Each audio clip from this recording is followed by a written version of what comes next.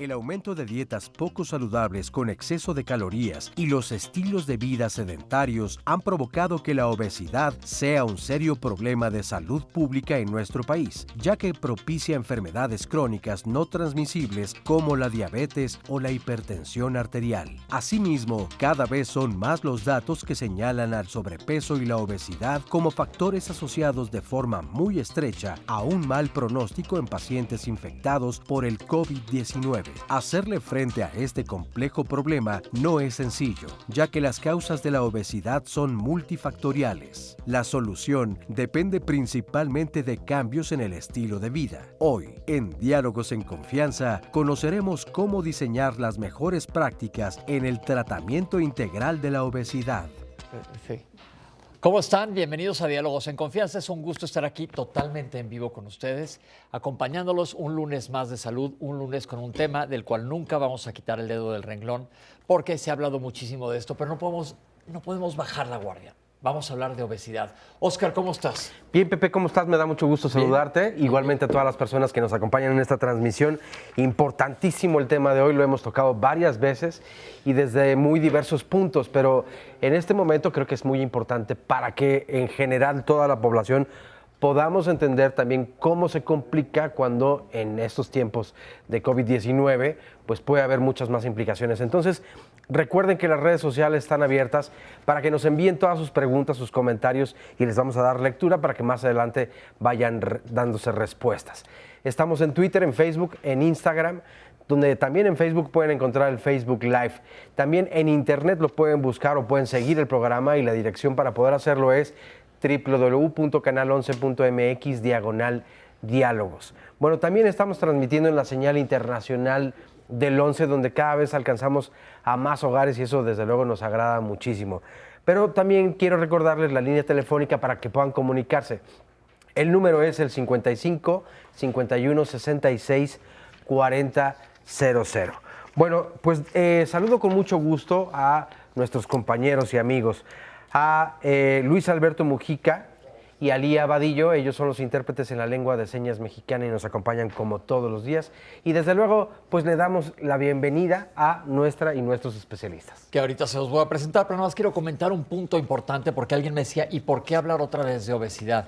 La obesidad per se es una enfermedad, pero no solo eso, sino que se asocia a múltiples enfermedades más. La morbilidad de la obesidad se extiende como pulpo para todos lados y estamos viendo que por lo que estamos pasando ahorita es un factor de riesgo para tener un peor pronóstico. Entonces es importante que hablemos de obesidad. Recuerden que todos los lunes estamos teniendo también en el último bloque un especialista que nos hablará de COVID-19, nos contestará todas las preguntas que tengan ustedes, las que tenemos aquí nosotros y hablaremos de las mascotas y la relación con el COVID.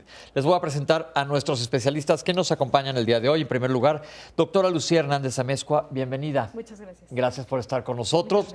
La doctora es maestra en ciencias y nutrióloga clínica especializada. El doctor Fernando Pérez Galas, bienvenido. Hola, ¿qué tal?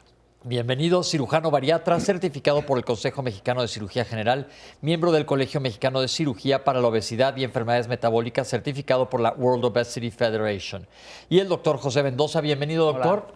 El doctor es psiquiatra certificado, psiquiatra en investigación clínica y maestría en administración pública y gestión gubernamental.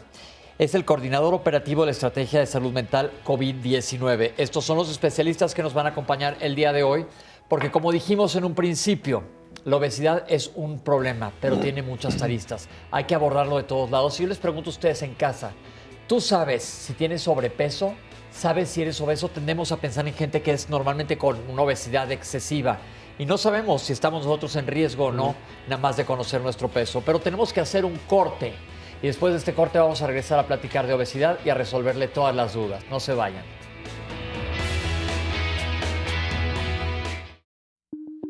El panorama de la obesidad en nuestro país actualmente está en un nivel de epidemia. Desde hace un par de años, en el 2016, se hizo una alarma epidemiológica en nuestro país por los altos índices de obesidad y el porcentaje de población que tenemos de obesidad.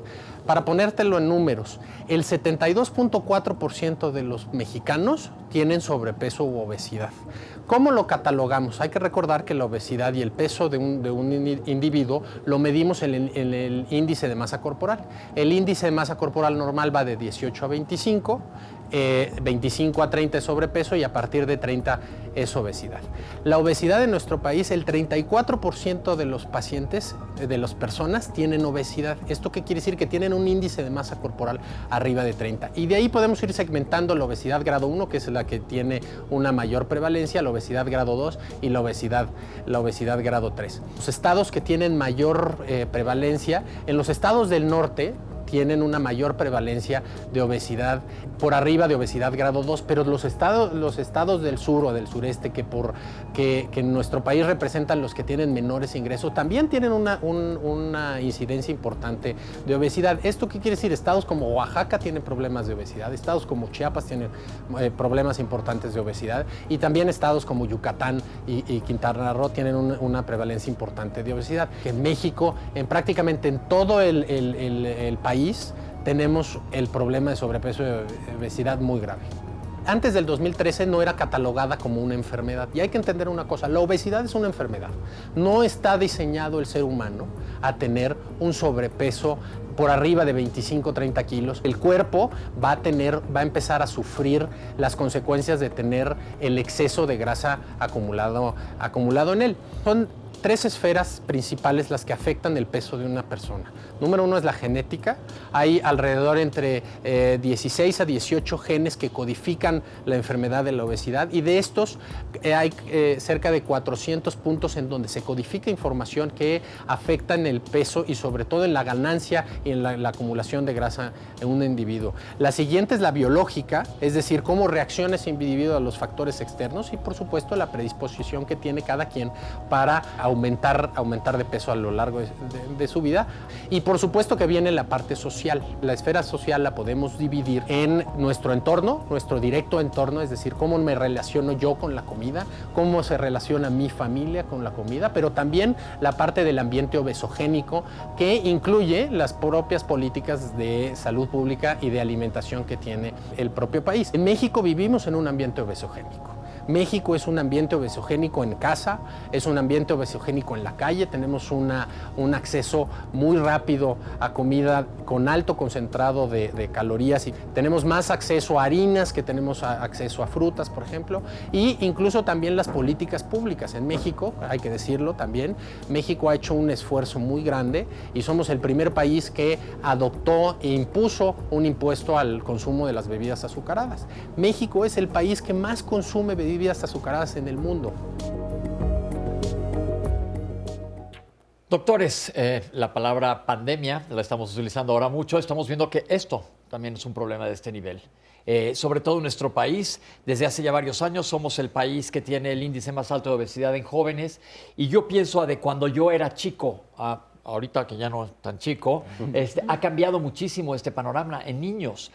Sabemos que hay una esfera genética, que bueno, en este momento la genética no podemos meterle mucho mano, pero la biológica y la social sí. ¿Qué es modificable y de dónde viene esto? Mira, justamente lo que mencionas sobre la pandemia, en México hay un fenómeno que se está dando que es sindemia. Es decir, tenemos una pandemia que viene a afectar el tema, el COVID a toda la población mundial y en México se junta con la epidemia de diabetes y la epidemia de obesidad. La última encuesta nacional de salud, en el salud salió que ya no el 72, sino el 75% de la población tiene sobrepeso y obesidad. Entonces me decían, oye, y eso me pone en mayor riesgo de tener una infección ahorita por COVID, no de que te vayas a infectar más, sino que si te infectas tienes un mayor riesgo a que tengas un peor pronóstico y una peor enfermedad. Por eso yo creo que es sumamente importante que justamente, por desgracia, a raíz de la importancia del tema del COVID, pues retomemos la importancia de tener un peso saludable y sobre todo reconozcamos que la obesidad, como lo mencionaste, es una enfermedad. El tener un índice de masa corporal arriba de 30 no es normal, lo estamos normalizando, que es diferente, ¿no? ¿Por qué? ¿Por qué pasa esto? ¿De dónde viene? ¿De dónde nace que en menos de 50 años se haya cambiado la manera de pensar y entonces vemos niños obesos por todos lados y, como dices, se normaliza? ¿Cuál es la etiología de esto? Yo creo que vale la pena comentar que la historia de la obesidad es muy antigua y por eso es que tenemos figuras que tienen miles de años que hemos encontrado. Hay una Venus que representa una mujer con un sobrepeso, con una obesidad franca, pero de ahí, a través de la historia, la obesidad se ha relacionado con gente de poder, con gente de dinero, con gente saludable, pero no es hasta finales de los 90 que empieza a surgir todo el problema de las consecuencias de las complicaciones como tal como enfermedad de la obesidad, que entonces empieza a tomar esa característica de enfermedad. Pienso que a partir de eso, que no tiene ni 50 años, es que se empieza a connotar eso. Y se identifica principalmente algo que es la inflamación que se genera, la inflamación sistémica que se genera a través de la obesidad. Ok, pero antes de hablar de fisiopatología, me quiero ir a las bases de por qué, de repente, qué pasó en el mundo. Una explosión. Creo que también la idea de bienestar ha ido cambiando a lo largo de este tiempo y aproximadamente, como mencionas, a esas fechas, la idea de bienestar era tener mucho, tener suficiente como para poderlo, ¿no? Y cómo lo veías más, sino como teniendo más, ¿no? O sea, teniendo, no sé, más posibilidades de seguir comiendo, más posibilidades de seguir disfrutando ciertas cosas, pero el impacto a lo largo del tiempo, o sea, no solo cambia esta idea de bienestar, sino que no existía propiamente esta idea de autocuidado que lamentablemente, insisto, ¿no? Hasta este momento, en la aparición de la pandemia de COVID-19, la idea de autocuidado empieza a hacer como una huella muy profunda dentro de nosotros y no existía, ¿no? O sea, la gente había perdido la sensación de que era responsable en gran parte de su estado de salud y pues al final del día, como la idea de bienestar implica mucho esfuerzo actualmente, o sea, el autocuidado es una situación muy activa. Es mucho más fácil buscar un bienestar a través de un método pasivo como comer en exceso. Pero también hay algo que choca. Yo estoy seguro que más del 90% de las personas, y esto no es ningún estudio, sino es lo que estoy yo asumiendo, que tienen sobrepeso y obesidad, no están contentos con ellos. Estoy seguro. Totalmente de acuerdo. Que entonces, ¿qué pasa si en nuestra psique que dice, bueno, pues ya estoy así, o por qué siguen? Fíjate, ahí creo que hay un punto muy importante. Creo que la parte emocional, que muchas veces fue hecho a un ignorada. lado, yo creo que predispone muchísimas situaciones. Hacía yo un pensamiento o una reflexión. Justamente creo que los problemas más graves de obesidad o cuando se empieza a acrecentar es posguerra, Segunda Guerra Mundial. Creo que en esa época, tanto en la primera como en la segunda, había una austeridad tremenda. Y la escasez de alimentos en casa, entonces se notaba en la educación incluso, o sea, cómo hablaban las abuelas y los abuelos, que eran otra generación que no tenían problemas tan graves en cuanto a la obesidad. Después eso se fue superando y entonces viene como ahora, como comúnmente se conoce, atáscate que hay lodo, o sea, ya no hay esa escasez y probablemente ahí viene un cambio en la mentalidad. Pero el otro, que es la parte emocional, donde entonces es muchas veces como el remanso donde encuentras eso. Lo que pasa es que, fíjate, es un problema tan complejo que no puedes nada más individualizar una propia causa. Si nos vamos al tema de políticas públicas o de alimentación, antes los gobiernos había problemas de que no existía alimentación. Desde la epidemia de obesidad en nuestro país empezó a crecer hace 30 años, más o menos por ahí de los 80. ¿Qué sucedió en esos 30 años? Y si tú ves gráficas de economía o gráficas incluso de la Secretaría de Agricultura, empieza a haber un aumento en el consumo de comidas ultraprocesadas. México es el tercer país a nivel mundial que consume comidas ultraprocesadas. Es el primer país a nivel mundial que consume refrescos. Entonces el mexicano ha cambiado su alimentación de tener la que tú me digas al día de hoy estarse alimentando con mayoría de comidas ultraprocesadas. Y de esas comidas ultraprocesadas, lo que tomamos nosotros, los hidratamos en México, son bebidas azucaradas. En cualquier presentación, pero bebidas azucaradas. En este país se consumen 165 litros de refresco per cápita. Es medio litro por persona de azúcar. Entonces, si tú ves en la calle, pues la gente no se hidrata con agua, se hidrata con refresco. Entonces, en esa parte de alimentación, pues hemos modificado, porque decían, oye, es que también las fritangas y también los tacos, pues los tacos existían en los años 50 y no teníamos este problema. Si tú haces una relación de cómo se ha ido modificando la alimentación del mexicano, te vas a dar cuenta que es cuando existe el aumento de consumo de comidas procesadas y bebidas azúcar. La alimentación y la manera de moverse, que también nos hemos dejado de mover, pero tenemos un testimonio. Vamos a escuchar a ver qué nos dice alguien que padece de obesidad y nos quiere comentar. Mi edad es 53 años, era una mujer de 53 kilos, ahorita estoy pesando 82 kilos y medio. Cuando me caso, llego a una familia donde el amor se transmitía a través de la comida. Y yo por tratar de convivir con mi nueva familia, ser aceptada, pues empecé a entrar en esa dinámica y de repente sin darte cuenta, yo ya tenía 20 kilos de más y de repente pues pasa el tiempo y yo me quiero embarazar, yo quiero ser madre. Entonces llego con un ginecólogo y me dice, ¿sabes qué? Tienes que bajar de peso porque de otra manera no vas a lograr embarazarte. Y entonces alguien me conecta con estas clínicas que te dan píldoras de diferentes colores y de repente empiezo a ver que no tengo hambre, que me da mucha sed, que tengo insomnio, que estoy hiperactiva, o sea, todo el tiempo quiero estar limpiando la casa, quiero estar haciendo cosas, pero bajé muchísimo de peso. Voy nuevamente con el ginecólogo, le digo, ya estoy lista para ser mamá. Y entonces empezamos tratamientos, ¿no? Hormonales, me embaracé. A los 3 meses perdí el producto. Entonces me vino una depresión, me refugié en casa, perdí el trabajo, empecé a tener problemas con mi marido en aquel entonces. No sabía yo que había apoyo psicológico, no sabía que había apoyo nutricional. Yo simplemente acudí con un ginecólogo. Y entonces ya me conecta con un endocrinólogo. Con él empecé a trabajar muy bien, con dieta, ejercicio. Empiezo a bajar de peso, pero me estanco.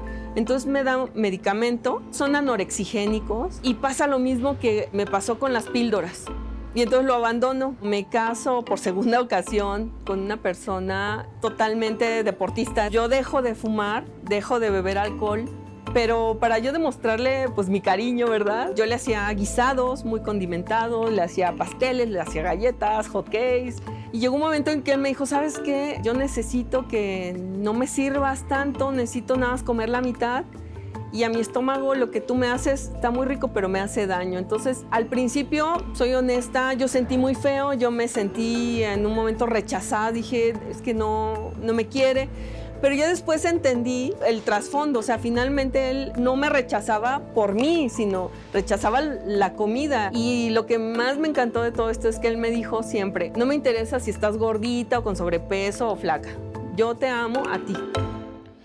Interesante escuchar esto desde el punto de vista de la mente. Sí, yo creo que una de las cosas que usualmente, ya lo hablaba el doctor, cuando pensamos en obesidad, pensamos en peso, en metabolismo, en comida, pero muchas veces no contemplamos uno de los grandes fenómenos, ¿no? O sea, la mente al final del día gobierna el deseo, ¿no? De muchas de nuestras cosas y al final del día también busca satisfacer muchos de sus miedos a través de diferentes cosas. Tú sabes que de repente cuando alguien te dice, me siento mal, le dices, ¿por qué no vienes y vamos a comer? Bueno, ahorita en COVID no, pero usualmente sí, ¿no? O sea, y particularmente creo que dentro de nuestra cultura la comida ha sido un lugar muy importante de todos estos procesos, ¿no? Ahorita que mencionabas lo de las guerras, en épocas en las que hay situaciones de emergencia, siempre hay este incremento en el deseo por consumir carbohidratos. O sea, es una situación que ocurre normalmente y lo tenemos más o menos contemplado. Por eso actualmente nosotros pensamos, mucha de la gente que está en sus casas, ahorita resguardada para cuidarse, también tiene esta necesidad de comer un poco más, ¿no? O sea, esta modificación al final del día en la que no eres consciente de tus emociones y tratas de resolver una necesidad cerebral a través de algo que es externo a ti, que en este caso es la comida, que inmediatamente te va a generar una sensación placentera, termina por convertirse eventualmente en la complicación. Y lamentablemente no nos damos cuenta hoy que lo estoy haciendo una vez o mañana que lo estoy haciendo por segunda vez o después de 2 meses de la pandemia, ¿no? O sea, nos damos cuenta cuando ya está aumentando mi frecuencia cardíaca o mi volumen, ¿no? Mi peso. Pero dijiste una cosa que yo creo que es clave, no te das cuenta o no estás consciente de tus emociones. Y yo te invito a ti que estás en casa a ver cada vez que no sea la hora de la comida, sino las 20 vueltas que das al refrigerador ahorita que estamos encerrados en nuestra casa y qué calidad de alimentos tienes en la cocina. Yo siempre cuando era chico me quejaba que en mi casa estaban prohibidos los refrescos. En casa de mis papás no había. Y nosotros nos azotábamos y hacíamos unos berrinches espantosos porque mi mamá no nos dejaba. Y los miércoles en casa de mi abuela nos dejaban tomar un medio vaso de refresco y era como el premio semanal, pero ahorita se lo agradezco para siempre. Claro. Aunque en ese momento podría sonar como algo drástico, pero estaba pensando en el bien de nosotros a futuro. Y esto es lo que tenemos que cambiar el chip. No es que estés tú castigando a alguien, o no es que tú que le estés haciendo un bien con un apapacho de cómete una fila de galletas, porque esa es otra. Si yo abro unas galletas deliciosas y me como una, ¿qué pasa en media hora? Trut. No hay ni ¿O no? No, en media hora no creo. Menos. Pero sí nos las comemos. Entonces yo creo que son detallitos así que lo que queremos es que la gente comprenda el día de hoy aquí en Diálogos cómo todos estamos en riesgo de este ambiente obesogénico. Si nos lo pudieran explicar un poquito. En esta cápsula fue muy claro la descripción de un ambiente obesogénico, de pasar de un ambiente completamente patológico donde había una complicidad en malos hábitos, en sedentarismo y todo esto, y cambió a otro ambiente donde había un vector que era deportista, que empezó como a rechazar esa comida y demás. Eso probablemente tuvo que haber un ajuste emocional, ¿no? No es que no te quiera, no es que no me guste, pero no me hace bien, ¿no? Y es ahí donde, retomando un poquito lo anterior, la tendencia actual del tratamiento de obesidad, o una de las tendencias actuales del tratamiento de obesidad, es tratarlo como una adicción, porque nos produce placer, pero sabemos que está mal, pero nos genera enfermedad, nos genera culpa, y entonces es como una necesidad, y la tendencia actualmente es empezarlo a tratar como si fuera una adicción. Y primero que nada, entonces, porque al igual que una adicción, lo primero que tienes que hacer es reconocer. Claro. Sí. Reconocer que la tienes. Pero, por ejemplo, hablando de ambientes obesogénicos, pensando en cómo se cría alguien en una casa ahora. ¿Qué podemos decirle a la gente que nos está viendo? Por ejemplo, ahorita estamos todos bastante encerrados en nuestras casas. Entonces, la gente que está encerrada en su casa, dentro de un año vamos a estar llenos de bebés que no se van a llamar millennials, se van a llamar pandemials, no sé cómo se les vaya a querer decir. Pero, ¿qué va a pasar con todos estos niños? ¿Qué podemos decirle a la gente que nos está viendo? Darles armas fijas. Para que caiga en conciencia. La primera recomendación es ser parte del ejemplo. O sea, si yo estoy consumiendo alimentos que no debo enfrente de los niños, pues eso evidentemente no va a ser. Educar con ejemplo. Educar con ejemplo. La segunda es evitar tener en casa alimentos que no son saludables, como comentabas del refresco, como muchos otros alimentos, como cereales, como dulces, como alimentos que no deben de estar por recomendación, porque no deben consumirlo los niños. Porque cuando un niño llega cuando los papás llevan a un niño a consulta, con quien se tiene realmente que trabajar es con los papás. Pero entonces, si vamos a predicar con el ejemplo, ¿cómo saben los papás que están dando un buen ejemplo? Claro que programas como este justo es lo que buscamos, ¿no? Justo es lo que se busca y se intenta dejar como ciertas líneas, pero algo importante también es que los niños no tienen que tener el control de su alimentación. Los papás tienen que tener el control de su alimentación, porque de repente nos encontramos familias, nos encontramos papás que escuchamos y que es que no le gusta comer esto, es que él quiere comer esto. Creo que ahí de entrada ya vamos mal. La educación, la alimentación tiene que ser responsabilidad de los padres. Okay. Y aquí es fundamental porque el gusto de la comida de un niño va desde el útero. Es decir, si una mamá tiene una alimentación mucho más frecuente en carbohidratos que en otro tipo de alimentación, ya le estás dando, digamos, el karma, ya le estás mandando el mensaje, que hay mensajes biológicos que está recibiendo el bebé dentro de su madre, que le sea más gustoso al niño comer cierto tipo de alimentos que comer otro tipo de alimentos. Ok, yo creo que vamos a hacer un ejercicio en casa. Ustedes saben qué es la medición de masa corporal, en cuánto estás. Chequen esta cápsula para que ustedes mismos vean en qué nivel están. Aquí la tenemos. El índice de masa corporal, lo que es, en pocas palabras, es la relación que existe entre el peso y la talla del paciente. Es el peso por la superficie corporal del paciente, ¿no? Por metro cuadrado. Entonces son unas operaciones muy sencillas donde tenemos que multiplicar por 2 la altura del paciente. Es decir, si yo mido 1,60, multiplico 1.60 por 1.60 y eso me da un valor. Y después lo que tengo que hacer es mi peso lo tengo que dividir entre ese valor y así podemos ubicar en qué índice de masa corporal estamos. ¿Para qué nos sirve el índice de masa corporal? Para saber si yo me encuentro en peso ideal, si me encuentro en sobrepeso u obesidad y qué tipo de obesidad. Y también, de acuerdo al índice de masa corporal, es el tratamiento que puede ofrecérsele al paciente. El peso ideal que deberíamos de estar es de 18 a 25. 25 a 30, estamos hablando que es sobrepeso. De 30 a 35, 34.9, ¿no? Que son ahí, estamos hablando de obesidad grado 1 y así sucesivamente. La obesidad mórbida estamos hablando que es algo ya, una obesidad severa con ya complicaciones importantes por arriba de 40. Yo creo que lo ideal el día de hoy es que hagamos esto lo más fácil y lo más factible y entendible a la gente que nos está viendo. Ya vieron si tienen obesidad o sobrepeso. ¿Qué les decimos ahora? ¿Por dónde empezar? Es decir, ching, caray, sí tengo esta bronca y en mi familia tenemos un ambiente obesogénico. ¿Por dónde empezar?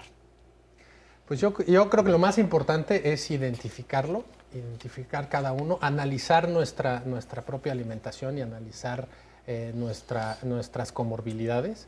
Lo decías muy bien, la palabra empuja, pero el ejemplo arrastra, ¿no? Entonces, si uno no tiene una buena alimentación y no promueve ejercicio y no promueve un buen estilo de vida, pues es difícil que los de abajo te hagan caso, ¿no? Por supuesto. También creo que partir del hecho de, cuando hablas de ambiente obesogénico, creo que suena muy bien, pero creo que es difícil de entender qué es ese ambiente. ¿Qué es? O sea, sí, o sea, como que de repente tú sales a comer con tus amigos, pero no contemplas que ese es un ambiente obesogénico. No contemplas que vas a comer, no sé, alimentos altamente calóricos en grandes cantidades, además vas a consumir alcohol. Y eso lo tienes que identificar porque lleva un reforzador emocional importantísimo. Pero ¿cómo se lo decimos a la gente que nos o sea, está viendo? En el momento en el que tú estás identificando, o sea, si ya hiciste estas cuentas y pues más o menos ya estás cerca de todos estos límites o ya te pasaste por mucho. O sea, hay que sentarte a analizar, ¿no? Lo que normalmente significan todos estos reforzadores emocionales que ocurren en relación con estos momentos, ¿no? Y en estos puntos creo que es importante también hacerlo cuando eres padre hacia los hijos, pero cuando tú ya eres también una persona adulta, hacerlo también responsablemente hacia las personas con las que convives, ¿no? Ya lo veíamos en el ejemplo del primer testimonio, ¿no? O sea, un ejemplo no necesariamente se va a un niño, sino también se va a tu pareja, se va a las personas con las que conviven contigo, ¿no? O sea, siempre el que no quiere salir a comer porque lleva su comida para su trabajo, usualmente convive menos y sabe que está sacrificando experiencias emocionales y sociales porque tiene que comer de la manera que regula. Pero ahí le estamos dando una connotación negativa. ¿Cómo podemos hacerlo que la gente lo vea como algo positivo? Yo creo que la primera parte es defender el punto de que esto es parte del autocuidado, ¿no? Al final del día, debo identificar cómo pasa con las adicciones, ¿no? Cambia de amigos. O sea, la primera parte es si tus amigos te llevan a este lugar, tienes que identificar si tus amigos no son parte del problema. Pero yo creo que aquí hay un punto importante. ¿Qué tal si los amigos ni siquiera están enterados de esta conversación que estamos teniendo? Hablar de esto. Entonces yo creo que es un tema que hay que traerlo y decir, hoy me toca, ¿saben qué? No hay pandemia, vámonos a desayunar aquí acabando esto. ¿Y qué pedimos? Pues es que yo hoy nada más voy a pedir un huevo con un pan chico y un jugo y medio jugo porque me gusta estarme cuidando. Ahí ya estás dejando un precedente. Y no quiere decir que tienes que dejar de ver a los demás que están contigo. Yo creo que dijiste hace rato un punto bien importante cuando hacer la pregunta, bueno, ¿y cómo educamos a los papás? O sea, es nuestro ejemplo, pero si yo no tengo una buena educación, claro, ¿cómo le hago para decir? Creo que es desde un principio, o sea, ¿dónde tenemos que obtener la información de cómo alimentarnos? No todo el público lo conoce y no es porque sea malintencionado. Entiendo perfecto a dónde vas con lo que dices de, pues aléjate de esa persona que te va a llevar a esos antojos o a estos excesos como fuera una adicción. O sigues siendo amigo de él, sí, pero no comas con pero él. no comas con él, ¿no? O sea, pero sí falta información, no la tenemos, esa es la realidad. Ese es el objetivo, por eso estamos aquí sentados el día de hoy y aquí tenemos un nutriólogo enfrente a nosotros. Yo siempre he dicho que así como se lleva a un niño al pediatra, hay que ir de menos una vez al nutriólogo para que te diga qué comer. Ellos se dedican a eso. Nosotros los médicos sabemos de dietas y demás, pero no somos nutriólogos. Y a mí no me gusta comer lo mismo que a lo mejor le gusta comer a Oscar. Entonces se tiene que individualizar esto y matar tantos mitos que hay afuera sobre la nutrición. Por ejemplo, cuando la gente me dice, yo no como carbohidratos, y entonces les digo, ¿qué comen? Como pura fruta y vegetales. Digo, pues, ¿qué crees? Son puros carbohidratos. Si nos explicas eso, romper el mito de la fuente del carbohidrato, que es lo importante. Pienso que vale la pena mucho retomar que hay muchos conceptos mal entendidos, porque justamente los pacientes llegan a consulta y yo no como mal y demás. El problema del yo no como mal es que tenemos conceptos que no necesariamente son correctos, porque yo desayuno un sándwich, pero es integral. Entonces, como es integral, ya es saludable. Entonces, y muchos mitos como eso es que nos llevan al sobrepeso, nos llevan a la obesidad. Entonces, ¿qué es lo importante? Sí vale la pena de verdad acudir a consulta, porque hay muchas cosas que pensamos que las estamos haciendo de manera correcta y no es así. Y la otra es, hay un punto álgido en el que yo tomo la decisión, porque creo que lo muy importante es yo reconocer el problema, tomar la decisión y ir para adelante. Pero ir para adelante significa también saber con quién cuento y con quién no cuento. Yo siempre les digo a los pacientes, tu esposa, tu familia y demás, ¿saben que estás aquí en consulta? Sí. ¿Por qué? Porque hay familia que sabotea mucho y hay familia que ayuda mucho. Entonces, hay familia que sabe de que, ya estás a dieta, bla, bla, bla, bla, bla, bla, sírvele otro, ¿no? O dale otro. Entonces, hay que un poco identificar la personalidad del paciente para decirle, sabes que ahorita vale la pena que no salgas con tus amigos. ¿Por qué? Porque necesitas como tomar esa fuerza para enfrentar ese de que, ¿por qué no quieres comer? Sí creo que vale mucho la pena acudir a consulta con un nutriólogo, acudir por lo menos una vez para más o menos darnos una idea de la evaluación de lo que estamos haciendo bien o no por el tema económico, por lo que sea. Si no puede haber seguimiento, sí vale la pena acudir una vez, pero también hay cosas que sabemos, por ejemplo, que las alitas no son saludables. Y nada más que sepan que aparte no es un castigo, sino una vez a la semana te puedes ir a comer tus alitas con un refresco y no te va a pasar absolutamente nada. Vamos a tener que hacer un corte, pero vamos a regresar a que la doctora nos diga la diferencia entre carbohidratos buenos y carbohidratos malos, porque ahí hay también mucha dicotomía. No se vayan, estamos en Diálogos en Confianza y regresamos con ustedes en unos minutitos. Aquí andamos. Estamos de vuelta aquí en Diálogos en Confianza.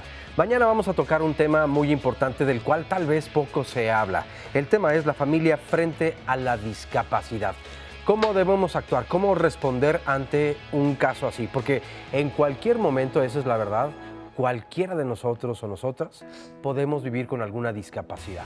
Estas pueden adquirirse evidentemente desde el nacimiento, pero puede venir después de un accidente, por supuesto, de una enfermedad, con el paso del tiempo, en fin. ¿Qué es lo que tenemos que hacer? ¿Qué consideraciones hay que tomar para cada una de las personas que vive con una discapacidad? Porque además, hay que mencionarlo, cada una de ellas es muy diferente y nos afecta de formas diferentes. Tiene que ver con el género, tiene que ver con la edad también, evidentemente con la situación económica, porque no es lo mismo enfrentar una situación así cuando hay los medios para poder hacerlo que cuando se carecen de los mismos, obviamente. Pero para conocer más a fondo este tema, la invitación es para que no se pierdan este programa mañana aquí en Diálogos en Confianza. Y a continuación vamos a ver una cápsula que nos habla acerca de la prevención. ¿Cómo trabajar en la prevención de la obesidad? Ciertamente tenemos que entender que la obesidad es un problema que se gesta incluso no solamente desde los genes, la heredabilidad, sino cómo nosotros nos exponemos a un medio intrauterino que puede ser favorable o no, dependiendo de las condiciones de salud de la madre durante la gestación, dependiendo de la forma en la que se alimenta, dependiendo de los alimentos por los que tiene predilección, si realiza o no actividad física, si tiene un embarazo saludable en relación a su situación emocional y de estrés.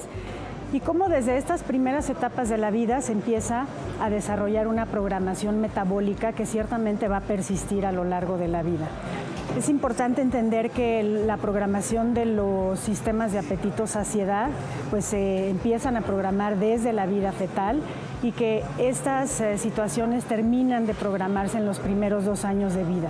De tal manera que es muy importante, además de proveer recomendaciones de nutrición saludable en las madres. Y bueno, tendríamos que empezar entonces también desde de los años previos a la edad reproductiva a concientizar a las adolescentes de tener un estilo de vida saludable con la intención de llegar a la etapa reproductiva en las condiciones de salud más óptimas. Esto generará que ese medio intrauterino sea saludable. Y bueno, evidentemente tendremos que promover también la actividad de la lactancia. Probablemente de las evidencias científicas claves que existen en relación a la prevención de obesidad, definitivamente está el hábito de la lactancia, que idealmente debería de promoverse los primeros 6 meses de vida, y sin embargo hay algunos países donde se promueve incluso hasta los primeros 2 años de vida, cuando esos hábitos de lactancia pueden ser exclusivos en esos primeros 6 meses.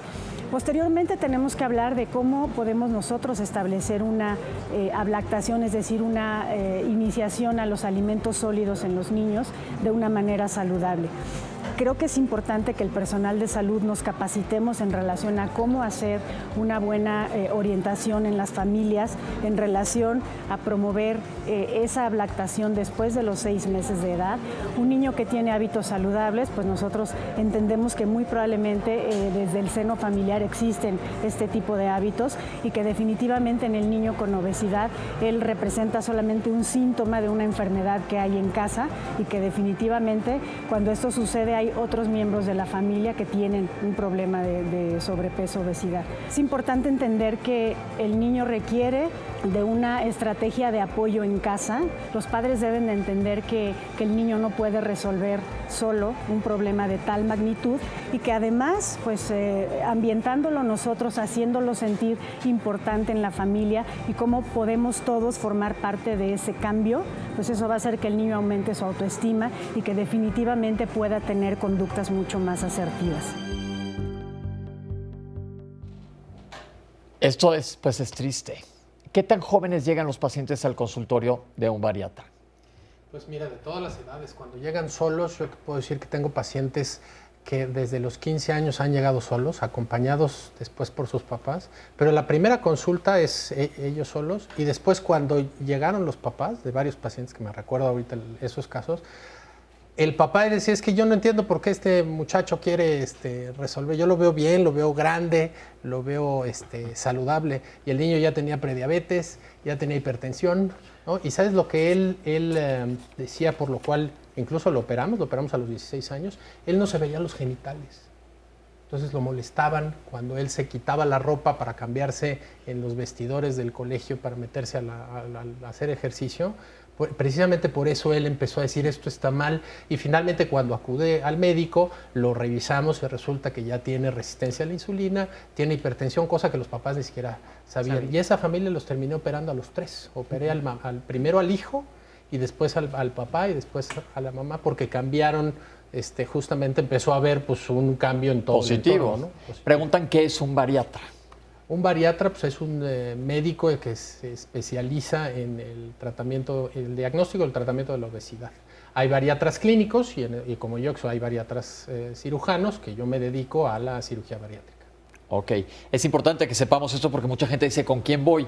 Luego hay muchos casos que dicen, no, es que yo estoy mal de la tiroides. Entonces le echan la culpa a la tiroides y yo les contesto, menos del 5% de las obesidades tienen que ver con una enfermedad concomitante y al revés. Muchas enfermedades concomitantes tienen que ver con la obesidad y sobre todo si el problema es la tiroides, se controla la tiroides y se acabó el problema. Sí, claro. El problema y entonces no se pueden de agarrar de algo para decir de aquí estoy, porque ¿cómo funciona la psique de un paciente con obesidad y sobrepeso que quisiera bajar pero le gana la emoción? Y es, ¿cuánta gente no conocen que vive a dieta pero en la tarde se va a la despensa y a comer galletas o a no moverse?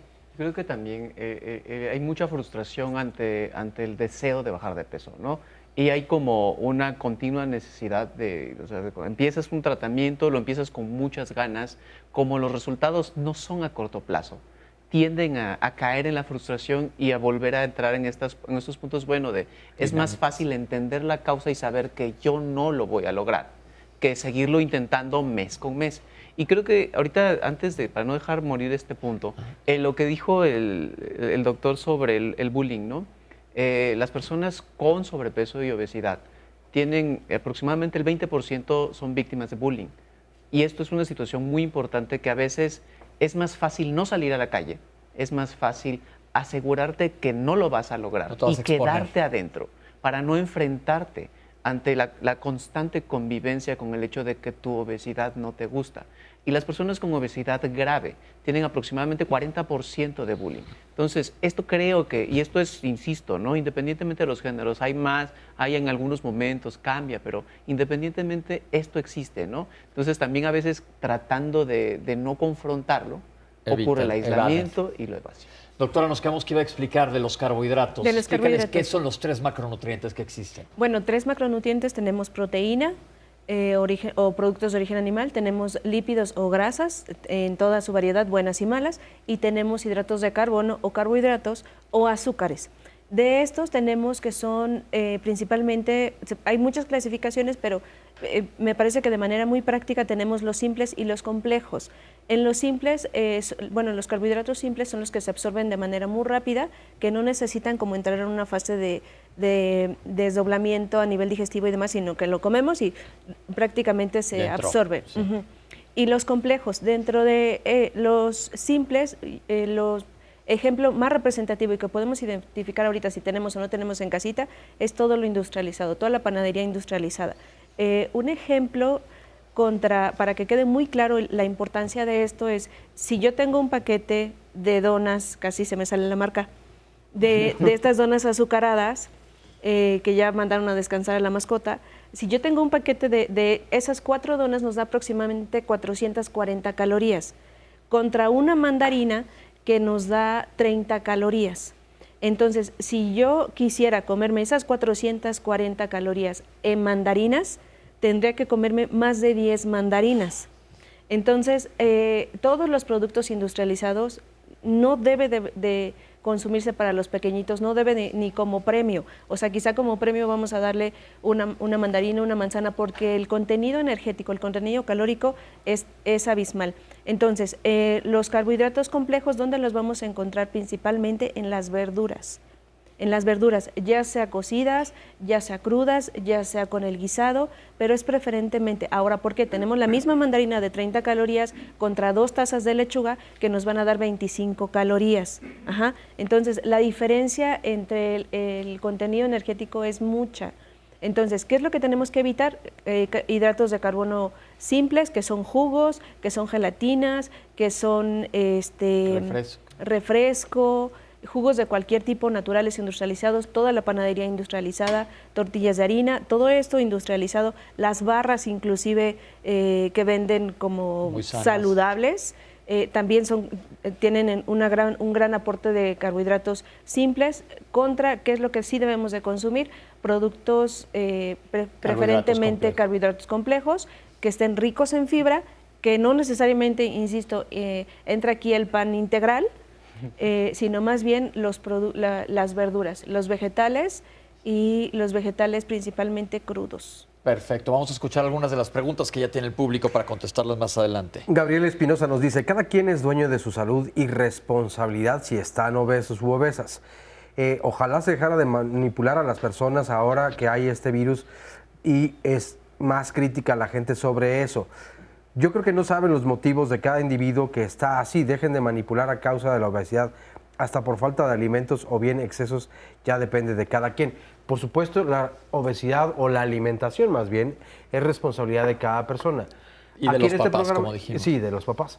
Aquí en este programa lo que estamos tratando de dar es justamente la información que cada persona debe tener para bien alimentarse y toda la familia, desde luego. Néstor nos dice, el problema pasa muchísimo por el sedentarismo de todas y todos nosotros los mexicanos. Tuve compañeros extranjeros en la universidad y algo que les llamó mucho la atención es que en este país no veían a nadie ejercitándose. Dice, hacemos muy poco ejercicio en realidad en nuestro país. Una de mis hijas nos comparte una mujer de 37 años, es obesa y come poco. ¿Será porque en la adolescencia le dio hepatitis? ¿Qué tanto ocurre esto? Yo sé que cada caso es individual y es muy diferente el organismo de cada una de las personas. Pero así como decía Pepe, bueno, en la mañana muy a dieta, pero por la tarde o ya entrada la noche, asalto la alacena, el refrigerador y me doy un buen atracón. Y este malestar que creo que hemos escuchado por muchos años de, es que yo toda la vida he vivido a dieta. A mí me hace pensar como, este aplazamiento de la tarea cuando eras niño en fin de semana, que decías, ya la voy a hacer y vives todo el fin de semana atormentado y ni lo disfrutas ni la haces. Exacto. Entonces, creo que, digo, y lo hago con mucho respeto porque esta situación creo que emocionalmente sí tiene una profundidad mucho más allá. Pero hay tantas personas que dicen, es que vivo a dieta y no bajo. O sea, ¿dónde está el quiebre de esta paciencia cuando comienzas un régimen especial? Porque dietas tenemos todos, o cada quien seguimos una dieta, pero que no puedes continuar con esta buena alimentación o, quería decir más bien, disciplina, ¿no? Ok. Tenemos una cápsula que habla del tratamiento de la obesidad mórbida, porque como nos comentaron al principio, existen diferentes tipos de obesidades. Vamos a ver la cápsula y que el doctor nos comente sobre ella. La obesidad como enfermedad ha sido considerada como un factor que acorta la vida, produce o agrava múltiples padecimientos. La Organización Mundial de la Salud fijó los 3 grados de la obesidad de acuerdo con el índice de masa corporal de las personas, que se obtiene al dividir el peso de la persona entre el cuadrado de la talla o estatura. Se considera normal si el resultado es de 20 a 25, sobrepeso de 25 a 29.9, obesidad grado 1 de 30 a 34.9, obesidad grado 2 de 35 a 39.9 y obesidad grado 3 o mórbida de 40 en adelante. Al respecto, la Encuesta Nacional de Salud y Nutrición 2012 reportó que entre la población mexicana, el 3% padecía de obesidad mórbida o grado 3. Por otra parte, resultados de la última Encuesta Nacional de Salud 2016 dieron a conocer que la prevalencia tanto de sobrepeso como de obesidad y obesidad mórbida fueron más altas en el sexo femenino. La obesidad mórbida implica que existen enfermedades causadas o asociadas a ella como son diabetes, hipertensión, insuficiencia renal, cardiopatía isquémica, problemas articulares y diferentes tipos de cáncer. La obesidad es un problema de salud pública que representa una gran carga para los servicios de salud, así como una enorme fuente de problemas para la sociedad en su conjunto. Dada la magnitud y trascendencia de la obesidad en nuestro país, el tratamiento integral de esta enfermedad está estipulado en la Ley General de Salud, en la cual se establecen lineamientos para la atención integral de los pacientes, entre los que se incluyen el tratamiento farmacológico, el apoyo psicológico e incluso la cirugía bariátrica, pero sobre todo el cambio en el estilo de vida. ¿Cómo ves? Bueno, pues información muy importante. Recuerden que todo este material, además de que pueden volver a ver el programa entero, lo pueden encontrar en Instagram, donde se publica precisamente todas las cápsulas. Y déjenme compartirles más de los comentarios que nos llegan aquí a estas redes sociales. Y que, por cierto, les agradecemos mucho que los envíen.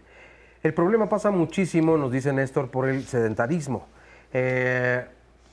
Nos dice también Rosy, yo le llamo pensamientos gordos, y lo pone entre comillas. Estos me llegan cuando estoy enfrentando una emoción como la tristeza, estoy estresada, porque mis ideas entonces se relacionan con los antojos, con los dulces o con los carbohidratos. El tema es mayoritariamente porque no somos conscientes de estos pensamientos y simplemente comemos por el antojo o por andar pellizcando cualquier cosa, como le llamaba, dice cusquear, que así le llamaba su abuela. Yo no había escuchado la palabra cusquear. Yo había oído cusca, pero es otra cosa. Es otra cosa, sí. Sí, también se puede, pero eso es diferente. Eso también es cultural, social, al no trabajar nunca la prevención.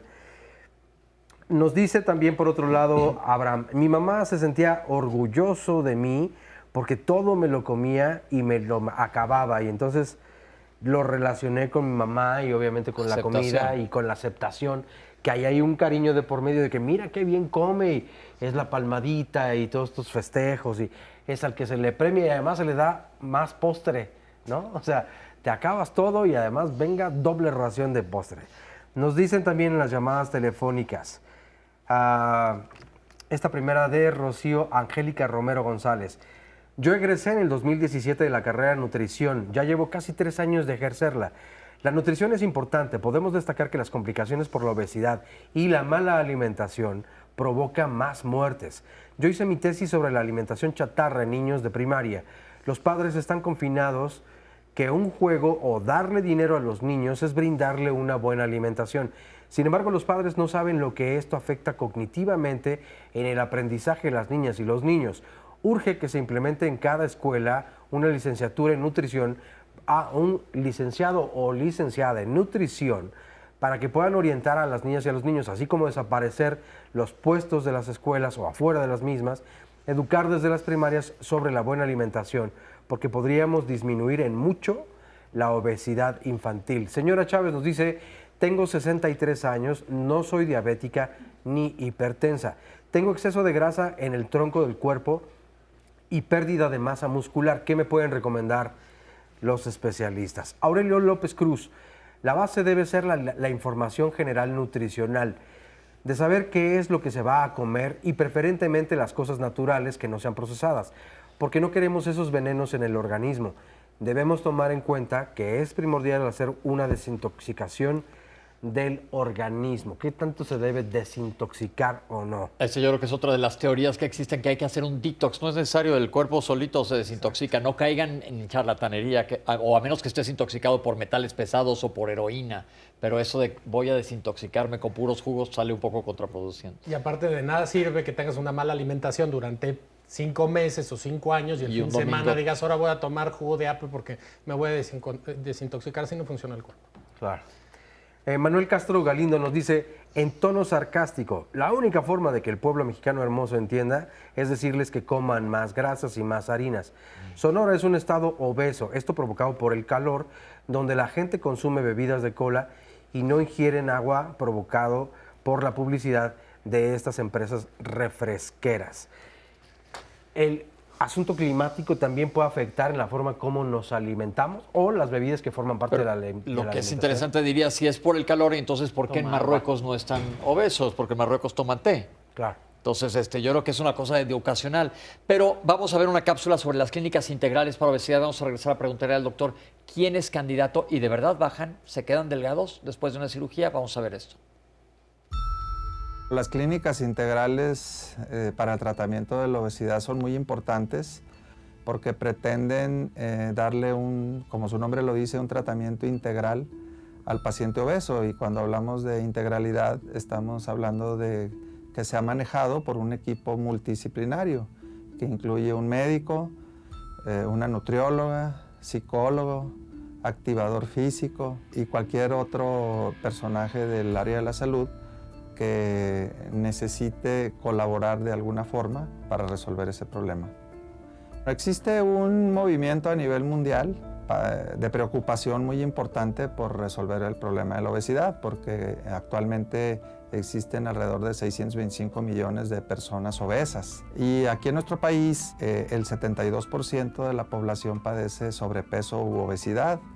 Y particularmente en el norte del país, y nuestro estado no es la excepción, pues ocupamos uno de los lugares más prevalentes en el problema de obesidad. Nosotros tuvimos, por iniciativa del director general de nuestro hospital, el crear una clínica de obesidad para tratar de ayudar a nuestra población específicamente de la ciudad. Yo pertenezco al estado de Coahuila, que está aquí en la franja norte del país. Y bueno, todos los estados norteños ocupamos los primeros lugares de obesidad en el país. En el caso concreto de nuestro hospital, nosotros ya tenemos trabajando aproximadamente unos 6 meses en la estructuración de nuestra clínica. Estamos construyendo una sección del hospital, la estamos dedicando a la construcción de una clínica específica de obesidad. ¿Cuál es la situación? Que está ubicada en una zona del hospital en donde el paciente puede acceder con mucha facilidad. Es una zona con espacios amplios, el paciente puede subir por elevador, no tiene que hacer el esfuerzo de hacerlo por escaleras, y se trata de construir un área en donde existan consultorios que estén integrados en una misma zona, de tal forma que vamos a tener consultorio para el médico general, para el médico especialista, para el psicólogo y para el nutriólogo, con la ventaja de que aparte ahí en el hospital tenemos un área de medicina física en donde le podemos ayudar a nuestro paciente a que se empiece a reactivar físicamente. La visión de nuestro director general es esa, que nosotros formemos una clínica modelo, una clínica que se maneje con todos los estándares de calidad que debe tener, De hecho, estamos por recibir equipamiento específico para esa clínica, como son básculas con estadímetro electrónicas, que son capaces de resistir pesos superiores a las de las básculas convencionales, y una vez puesta en operación, poder brindar el servicio primero en la ciudad y posteriormente ofrecerlo al resto del estado. ¿A quién sí y a quién no cirugía? Mira, la cirugía está indicada en pacientes que tengan obesidad, es decir, pacientes con índice de masa corporal arriba de 30. De 30 a 35 tiene que estar acompañada la obesidad de una enfermedad importante como diabetes, hipertensión o triglicéridos elevados. De 35 a 40 se autoriza la cirugía en pacientes que tengan otro tipo de comorbilidades, y a partir de 40 la cirugía está indicada, aunque no tengan aparentemente enfermedades añadidas. Ahora hay que partir de la base que incluso nosotros, como parte del Colegio de Cirujanos, estamos queriendo de que le quitemos a la obesidad grado 3 el mote, ¿no?, o el apellido de obesidad mórbida, porque la obesidad per se es una enfermedad. Entonces, decir obesidad mórbida es decir enfermedad de enfermedad. Y esto ayuda también a que la población entienda que tener un índice de masa corporal arriba de 30 estás enfermo. En el caso del COVID, retomándolo un segundo, ¿por qué los pacientes que tienen obesidad tienen un peor pronóstico de infección de COVID? Porque la obesidad es una enfermedad proinflamatoria. Los pacientes empiezan a secretar de forma crónica interleucina 8, por ejemplo, interleucina 6, factor de necrosis tumoral, en fin, muchos citocinas. Sustancias que los hacen estar en estado inflamatorio. En estado inflamatorio. Entonces, cuando viene el COVID, pues si la inflamación que genera el COVID es de 10, pues ya no partiste de 0. Una persona sana parte de 0, el paciente obeso parte de 5. Ahora, retomando el tema de la pregunta inicial en la parte de cirugía. Hoy por hoy, el tratamiento más efectivo para la obesidad es la cirugía bariátrica. La cirugía bariátrica tiene dos tipos. Una que hace restricción, que por su nombre lo dice, disminuye la capacidad del estómago, y esa la que más hacemos es la gastrectomía vertical o manga gástrica, y el otro es el bypass gástrico. En el bypass gástrico hacemos dos componentes. Primero, reducimos la capacidad del estómago, y después cambiamos la arquitectura intestinal para que el intestino medio lo peguemos a ese pequeño estómago. Entonces los pacientes comen menos y esa comida sale al intestino medio, que no absorbe los nutrientes. Doctor, pero mucha gente ve esto como magia. Ya me operé, ya puedo hacer lo que quiera en mi vida. ¿Pueden hacer lo que quieran después de la cirugía? No, desde luego que no. Y otra vez, la obesidad es una enfermedad crónica, es una enfermedad que tiene recaídas y que tiende a regresar.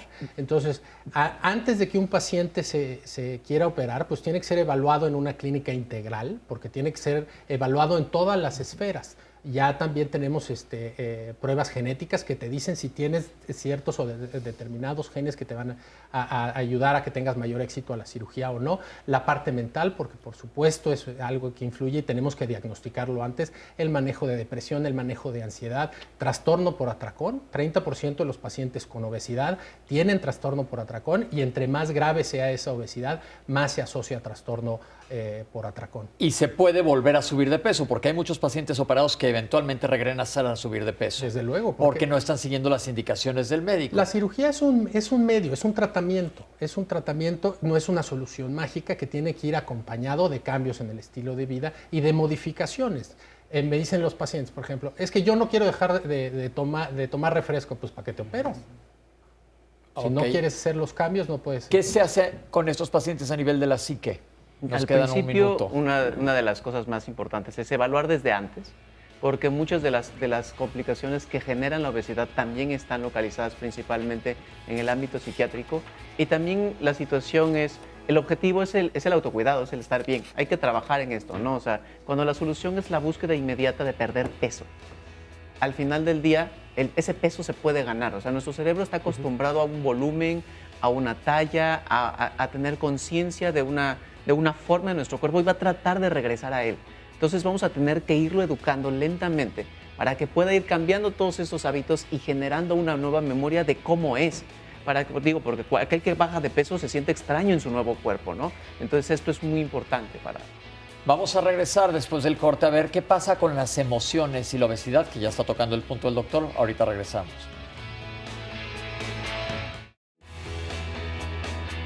La última encuesta nacional de salud, en el salud salió que ya no el 72, sino el 75% de la población tiene sobrepeso y obesidad.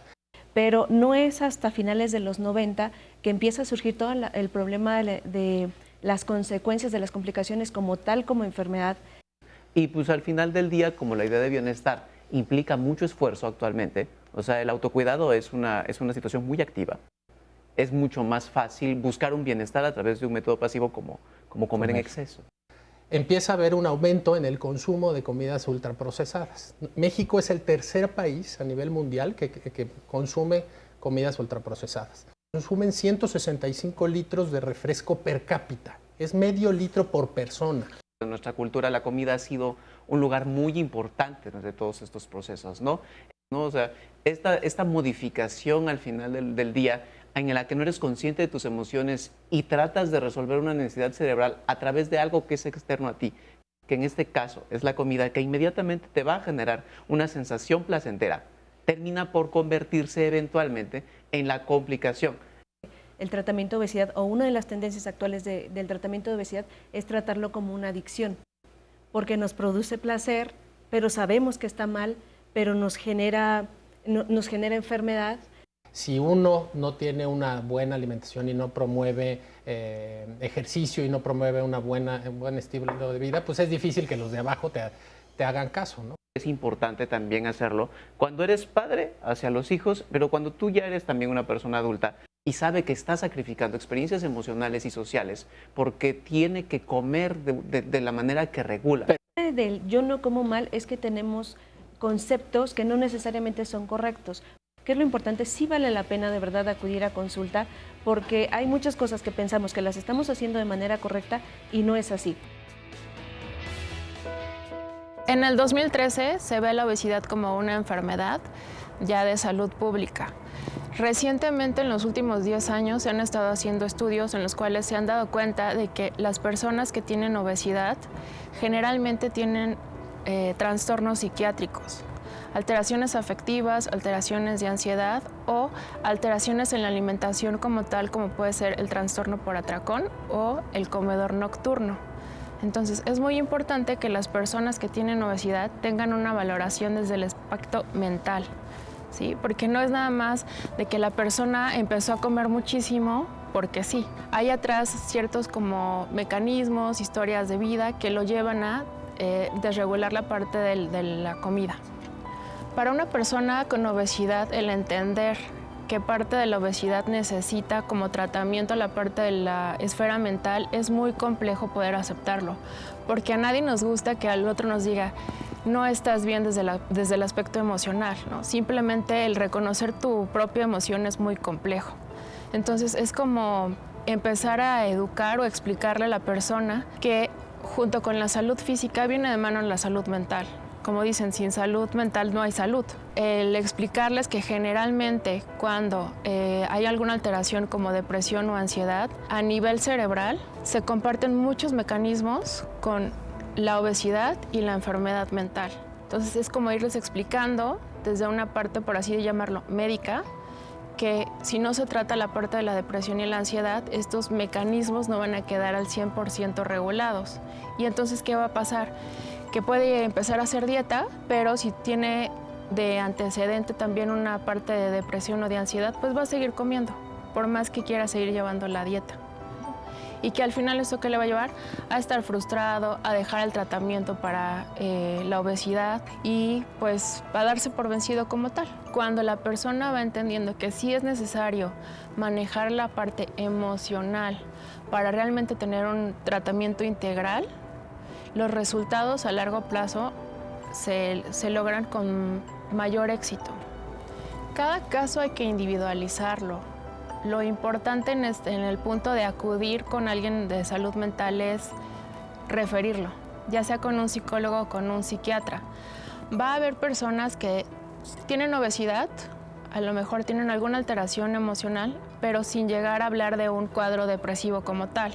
Entonces, en ese momento, tal vez el acompañamiento únicamente por el servicio de psicología puede ser adecuado. Las nuevas reglas o las nuevas directrices acerca del manejo de la obesidad, lo que están hablando es de crear equipos multidisciplinarios, en los cuales el psicólogo tiene una gran intervención, pero también es necesario que sean valorados por el psiquiatra. Sobre todo pacientes que tienen obesidad, ya hablando de grado 2 y grado 3, sí es importante que un psiquiatra los valore para saber qué hay detrás de eso. Somos seres emocionales, doctor, y en muchos ámbitos de nuestra vida afectan las emociones definitivamente o somos producto de. Pero ya dijimos, todo el mundo tiene que ir con un nutriólogo, tenemos que ir todos con un terapeuta. Yo creo que, digo que sí. Yo creo que debería estar incluido en el paquete básico de servicios desde la infancia. Así como pues, debe haber alguien que te eduque en nutrición, debe haber alguien que te eduque en emociones. O sea, nosotros crecemos sin identificar, sin tener siquiera, ¿no? O sea, tú no tienes miedo, o sea, es difícil reconocerlo por las consecuencias sociales que a veces genera reconocer las emociones. Sin embargo, creo de manera muy particular que muchas de estas emociones, si se empezaran a identificar de forma temprana, no tendríamos las consecuencias tan graves que tenemos posteriormente, como consumo de sustancias, como cualquier otro tipo de conducta adictiva, o particularmente esto que estamos hablando ahorita, ¿no? O sea, todos estos hábitos que se van generando a lo largo del tiempo se reflejan en obesidad. Nosotros vemos, es mucho más fácil que una persona con depresión sea una persona con obesidad. Y digo, hay personas con obesidad que hay como duda ahí, ¿no? O sea, la obesidad a veces también puede generar depresión, pero es más común que una persona con depresión, que haya sido diagnosticada con depresión, desarrolle obesidad posteriormente, ¿no? Entonces sí creo que es importante. En plan preventivo, para mamás que nos están viendo que tienen niños chiquitos, en plan emocional, ¿qué se les debe? ¿Cómo reforzar emociones en niños? Obviamente todo relacionado con el tema de la obesidad, porque yo me acuerdo cuántos papás no hay de que van en el coche y va el niño grita y grita atrás, échale una galleta, échale como una foca, échale un pescado, y la verdad se hace. Sí, claro. Si el niño ¿Qué les está podemos haciendo, decir? por ejemplo, un berrinche, es muy fácil decirle come, ¿no? Y ya se calma después de comer. Al final nosotros tenemos que ser la parte consciente de ayudar al niño a identificar sus emociones. Si estás enojado, haz el berrinche que necesites. Yo, cuando termines, me avisas, ¿no? Pero no hacer este cambio, ¿no? O sea, y muchísimo menos con una situación como la comida, ¿no? Y particularmente con situaciones como el dulce, ¿no? En lo cual esto lo único que va a fomentar es que el berrinche sea cada vez mayor, tratando de generar esto. La tolerancia a este tipo de expresiones emocionales se tiene que trabajar para identificar este punto y que no va a tener una responsabilidad posteriormente. Y particularmente ya cuando trabajas con adolescentes o cuando ya eres adulto, creo que lo más importante sí es esto, ¿no? O sea, particularmente en esta situación que estamos viviendo en COVID, ¿no? Creo que identificar mis emociones es una tarea que nosotros en este momento sí podemos hacer. Yo me quedo con una pregunta porque, a ver, probablemente a partir de este programa, y ojalá así sea en la mayoría de los casos, ya te diste cuenta, ok, la educación alimentaria que le estoy dando a mis hijos y la forma en la que los alimento no es la más correcta, lo estoy regando. Ya lo reconozco, quiero enmendar el camino. ¿Cómo le hago emocionalmente? Porque si tú a tus hijas o a tus hijos les dices ahora, ahora ya no vamos a comer así, ahora ya vamos a cambiar. Y entonces es como, ¿qué hago con esto? Yo no crecí, no me gusta, y empiezas a entrar como en situaciones donde ahora contradícete todo lo que has hecho durante años, y cuando depositaste entonces en tus hijas y tus hijos esto tan importante como es la alimentación, o sea, me refiero a que la emoción muchas veces está ahí reforzada de alguna forma. O, como les dices también, vamos a cambiarlo, sin que afectes emocionalmente su personalidad, porque dices, oye, es que nuestra figura no es la mejor, no es saludable. Lo que tú decías, sin caer en este acoso escolar o ¿no? el bullying. Sí, el que tiene sobrepeso siempre sabe que tiene sobrepeso. Y particularmente creo que en la parte del bullying hay que defender un poco el punto de no estigmatizar ni a la conducta ni a la persona con obesidad. O sea, una enfermedad no te determina, no es una condición para tu vida. Pero sí creo que cuando tomas una decisión como nos vamos a mudar de estado, te sientas y hablas con tu familia y les dices nos vamos a mudar porque hay una serie de consecuencias, probablemente tu escuela nueva va a ser... O sea, lo hablas. No es así como de que hoy llegas y hoy solo comemos verduras. ¿Por qué? Porque a mí se me ocurrió que es mejor comer verduras. No, o sea, tienes que explicar toda esta serie de situaciones cuando se está tratando de cambiar un hábito que forma parte de la familia. También cuando estoy tratando de verifico, por ejemplo, que alguien de mi familia está aislado, no dejó de hacer las cosas que hacía antes. O sea, también una cosa, dice, el que tiene sobrepeso se ve, pero también cuando alguien de tu familia no está bien lo ves. O sea, y lo sabes. El problema es que no necesariamente llegas y le dices, oye, creo que algo te está pasando, ¿te puedo ayudar en algo? No lo haces. O sea, es como una situación que dices, déjalo, se va a pasar. Y creo que de manera muy particular, ayudar al adolescente, al niño, a identificar qué te está pasando. O sea, yo te puedo ayudar a que identifiques qué te está pasando, va a tener una repercusión muy favorable en el futuro. Doctores, estamos ahorita en esta situación del COVID-19, estamos todos encerrados en nuestra casa. Si nos pudieran decir cada uno de ustedes qué recomendaciones podemos hacer en casa en contra de la obesidad para que la gente tenga algo con qué trabajar y desde ahorita que no salgamos con sobrepeso, que estamos viendo que es mucho más factible salir con sobrepeso, sino que volteemos el chip en la cabeza y decir, pónganse a hacer ejercicio, ¿qué nos recomiendan? Ok, ya tenemos un problema, como dices, ¿no? Quien tiene sobrepeso sabe que tiene sobrepeso. Y aunque no lo tengan, pero ahorita estamos encerrados. No lo tengan, pero sí creo que lo primero es tomar la decisión, decir quiero cambiar, y sobre eso empezar a hacer una dinámica de cambio. Hay familias que van a decir, sí, hoy todos verduras y van a asumir eso. Hay familias que no, pero hay familias que va a haber una persona que va a empezar a hacer el cambio y esa persona va a contagiar. Entonces pienso que lo primero es tomar la decisión y ser constante, porque algo muy importante es que esto no es fácil, es pelear contra uno mismo, pelear contra todo un ambiente, entonces no es fácil, hay que tomar la decisión, hay que ser constante y hay que buscar herramientas. Con toda la tecnología que tenemos ahorita, ¿se puede hacer ejercicio en casa? Sí. Hay videos, hay clases, hay Instagram, hay un montón de opciones y posibilidades que tenemos ahorita. Si no tenemos un gimnasio en casa, si no tenemos un equipo, sí podemos hacer ejercicio con nuestro mismo cuerpo y con todas las herramientas que existen. Entonces, decisión, constancia y darle para adelante. Mira, yo lo principal que les diría es primero tengan un diagnóstico claro, mídanse, pésense y entonces entre toda la familia vean cuál es su situación.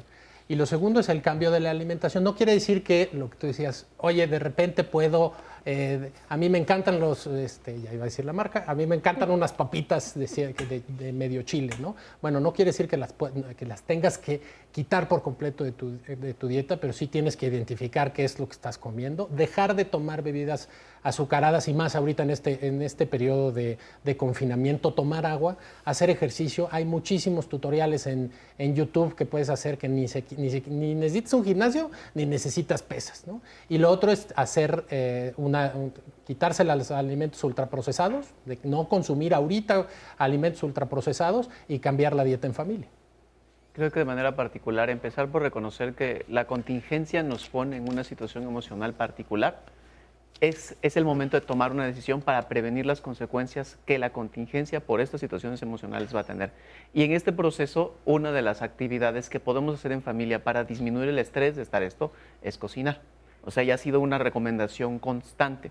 O sea, hacer partícipe al resto de tu familia del acto de comer, que no nada más es sentarte a comer, sino lo que estás comiendo, por qué estamos comiendo esto y hablarlo, ¿no? O sea, tener una comunicación directa. Creo que la contingencia nos da una oportunidad para replantear nuestros hábitos. O sea, no está bien ahorita que nos levantemos a las 10, 12 del día, no, o sea, tendríamos que continuar la mayor cantidad de hábitos. Te levantas, tiendes tu cama, te aseas, te vistes diferente al menos de cómo te estabas durmiendo y empiezas el proceso de vivir tu día. Y en este hábito creo que es una buena oportunidad para generar educación nutricional, pero también para generar educación emocional, porque vamos a tener que enfrentarnos de manera, así no queramos, con estas cosas, ¿no? O sea, de repente vas a explotar y decir, hay que hablar, oye, es normal. Y de repente, aprovechando que pues, tenemos que cocinar todos, porque no es como que deba cocinar una sola persona, hay que aprovechar para dar educación nutricional. Y sobre todo, como dices, educación es poder y hablar de, vamos a cocinar, pero ¿qué vamos a cocinar? Que esa es otra. Existe siempre esta idea de que si voy a hacer dieta, que yo les digo a los pacientes, quiten la palabra de su vocabulario, la manera que voy a comer puede ser deliciosa y no necesariamente tiene que ser algo obesogénico, que es lo que hemos estado hablando. Ya la doctora nos dijo, existen proteínas, unas mejores que otras, pero en general las proteínas son buenas. Grasas, hay unas malas y hay unas buenas. Y existen carbohidratos que hay unos malos y hay unos buenos. No sé por qué se satanizó mucho más a los carbohidratos, que aparte te dan el mismo contenido energético que la proteína, nada más dependiendo del gramo y obviamente de la fuente, que esto es bien importante. Si ustedes saben identificar, doctora, que nos ayudaras a decir cómo identificar qué es qué. Ok. Proteínas son los productos de origen animal. Principalmente. Por ejemplo, pollo, carne, huevo, pescado, frijoles, que no son de origen animal, pero también cuentan como proteína. Están los lípidos o las grasas. La manera muy práctica de identificar si una grasa es buena o no es buena es qué tan sólida es. Por ejemplo, si pensamos o recordamos la manteca, es una grasa con volumen sólida. Entonces, entre más sólida es más mala. Por ejemplo, el gordito que le vemos a las costillas y demás, ya se están viendo por aquí, ese es mala. Entonces, un aceite o un aceite olivo, un aceite vegetal es una grasa generalmente buena, ¿de acuerdo? El aceite de coco es una grasa, como si ustedes lo piensan, es una grasa sólida. ¿Es saludable para alimentar? No. Porque mucha gente dice, es que hazlo con aceite de coco. Hay muchas tendencias y teorías que creen que están bien y no lo están. Ajá, y de carbohidratos, bueno, de carbohidratos ya vimos todo lo industrializado y la recomendación ante esta contingencia es traten de no tener todos estos alimentos en casa. Yo siempre les digo, si los tienes en casa, o te los vas a comer o vas a sufrir porque están ahí y lo estás viendo. No los compren. No los compren. No hemos hablado del sedentarismo, que creo que es un punto importantísimo y nos lo pidieron también en una de las preguntas. ¿Nos podrían decir qué onda con el ejercicio? ¿Qué onda? No necesariamente tiene que ser un ejercicio bestial, pero nosotros somos seres diseñados a movernos. ¿Qué hay de esto? Mira, el ejercicio tiene dos efectos. Tiene múltiples efectos, ¿no? Tiene un efecto psicológico importantísimo por liberación de dopamina y de liberación de neurotransmisores. Tiene un efecto físico. Las personas que hacen ejercicio disminuyen su frecuencia cardíaca, disminuyen su presión arterial. Incluso en ciertos estudios se ha visto que tienen el mismo efecto que tomarse un antihipertensivo, lo tiene el hacer ciertas dosis de ejercicio. Ahora, el ejercicio no es lo mismo que actividad física. El sedentarismo tiene la ausencia de las dos. Tienes ausencia de ejercicio y ausencia de actividad física. Otra de las recomendaciones fundamentales que ahorita recordé que me gustaría que se quedaran en la audiencia es, por ejemplo, ahorita en el confinamiento no comer frente al televisor, porque una de las cosas que tienes que hacer es tener conciencia sobre lo que te estás alimentando. En el tema del ejercicio, el ejercicio tiene que tener tiene que ser rítmico, tiene que tener una frecuencia, tiene que elevar tu frecuencia respiratoria y tu frecuencia cardíaca para que entonces tenga un efecto. La actividad física es lo que uno hace cuando va al súper, cuando va a caminar, etcétera, ¿no? Esas son las dos cosas que debemos de cumplir para evitar el sedentarismo, porque una no quita la otra, ¿no? Ok, que esto es muy importante. Dentro del autocuidado cambia mucho de acuerdo a la edad, ¿no? O sea, las personas más jóvenes deben hacer más actividad física, particularmente niños y adolescentes. Se recomienda al menos 1 hora al día de actividad física moderada. Si es intensa, puede ser menos. En personas entre 18 y 64 años, dependiendo también de sus capacidades, se recomienda media hora de actividad moderada todos los días, o sea, al menos, de actividad física, ¿no? O sea, esas son las recomendaciones de la OMS, ¿no? Y en las personas de más de 65 años se recomienda al menos tener actividad, no necesariamente física, no necesariamente aeróbica, pero sí que genere como distracción, que genere como elementos que su mente que genere diferentes alternativas, ¿no? Bueno, mira, para personas jóvenes, por ejemplo, complementando, si tú quieres mantenerte en tu peso, tienes que hacer 150 minutos de ejercicio aeróbico a la semana. Y ahí también pueden incluirle el ejercicio de fuerza, porque antes lo teníamos como que muy fijo que el ejercicio que teníamos que hacer era de ejercicio aeróbico. Hay muchos estudios que están comparando los efectos de ejercicio aeróbico versus ejercicio de fuerza y se están teniendo, claro que el mejor resultado es cuando haces los dos, haces ejercicio aeróbico y ejercicio de fuerza, pero uno es complementario del otro, es decir, tienen los mismos efectos, porque hay veces que te dicen los pacientes, es que a mí no me gusta salir a correr, ni voy a salir a correr. Bueno, ¿qué te gusta hacer? Puedes hacer ligas, puedes hacer otro tipo de ejercicio ahora en confinamiento. Para bajar de peso, tienes que hacer cuando menos 300 minutos a la semana de ejercicio de moderado a intenso, 300 minutos. Eso, por eso les decía, 30 aparte tienes que tener actividad física, de nada sirve, o no es, digo, por supuesto que sirve. 40 minutos diarios, 42 minutos más. Por supuesto que lo puedes ir fraccionando de acuerdo a los días, en fin, ¿no? Lo más sencillo es hacerlo diario, pero bueno, si no tienes tiempo y tienes tiempo el fin de semana, lo puedes hacer. Ahorita sí ¿no? tenemos. Ahorita sí tenemos. Ahora, lo que sí se tiene que hacer es que, aparte del ejercicio, tengas actividad física, porque sobre todo, veanlo ahora en confinamiento, nuestra actividad es mucho de subir y bajar en el hospital, pero actividades de otros amigos que dices, oye, es que pasaron 10 horas y estuve enfocado en lo que tenía que hacer en una computadora y después me subí al coche y hice 2 horas en periférico para llegar a mi casa, lo que quería era cenar y dormirme. Entonces, todas esas cosas las tenemos que tener en perspectiva. Y parte fundamental del tratamiento es ejercicio y actividad física. Ok, perfecto. Una pregunta del público. Soy obesa a pesar de que como muy poco. ¿Puede ser por la hepatitis que tuve en la adolescencia? La respuesta ya es no. Y hago dieta y yo no bajo. ¿Cuántas veces no hemos escuchado esto? ¿Qué hay aquí? Pienso que tiene que ver con una cosa es la cantidad y otra cosa es la calidad. Yo puedo consumir pocos alimentos, pero muy energéticos, con muchas calorías, y puedo consumir, y entonces ahí es donde va a empezar a haber un desequilibrio.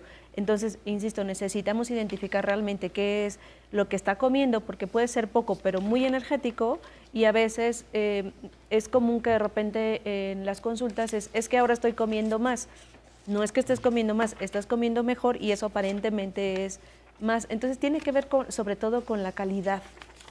Por supuesto, y fíjate que una de las partes importantes que hay que ayudarle a comprender al auditorio, que de verdad es algo muy complejo, el organismo se defiende a la pérdida de peso.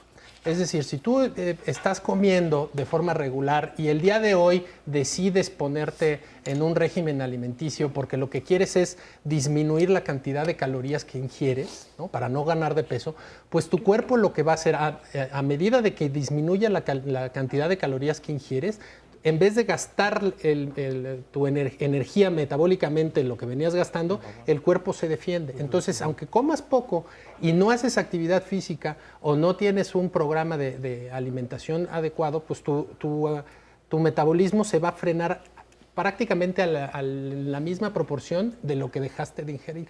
Entonces hay que entenderlo, que no es solamente contar calorías.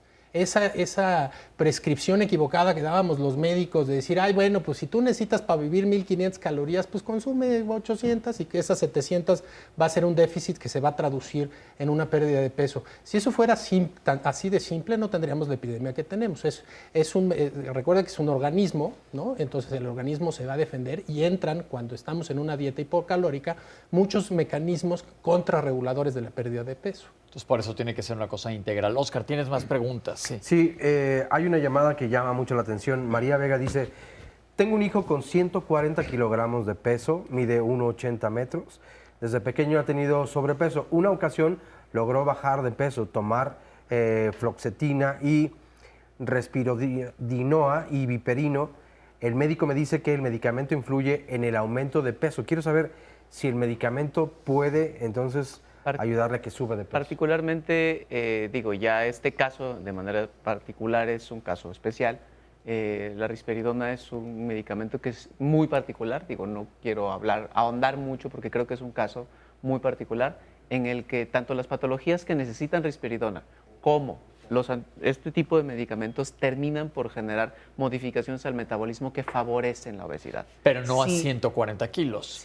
Sí puede llegar a ser. O sea, pero él tiene que haber un cambio, pero estamos hablando, creo, de un caso muy particular. Pero ahí va una pregunta. No toda su obesidad es por este medicamento. No. Él seguramente la tiene desde antes porque tiene que atacarla de manera integral. Y también está consumiendo calorías, ¿no? O sea, la situación aquí de manera particular es que sí, el medicamento puede favorecer que haya un aumento de peso en estos medicamentos. Precisamente por eso la evaluación de un paciente con obesidad no puede ser de una sola persona, ni solamente con un enfoque de una sola especialidad. Tiene que ser, como son diferentes esferas las que afectan a un paciente que sufre de obesidad, pues por supuesto que tanto el diagnóstico como el tratamiento tiene que ser multidisciplinario. En la clínica, por ejemplo, todos los pacientes que ingresan al programa de diagnóstico y tratamiento de obesidad son evaluados primeramente por el médico, después por el psicólogo, el psiquiatra, se les hacen una serie de pruebas, por supuesto que el nutriólogo y el activador físico, el rehabilitador, y a partir de ahí se diseña un tratamiento. Se plantean, por ejemplo, hay muchos medicamentos que favorecen el aumento de peso, ese es uno de ellos, la duloxetina, por ejemplo, ese es otro, que puede llevarte a tener por año un aumento entre el 3 y el 5% del peso, ¿no? Entonces, se tiene que analizar de forma integral para que entonces hagas las modificaciones y empecemos a tener una pérdida de peso. Ahora, ojo, la pérdida de peso es a largo plazo.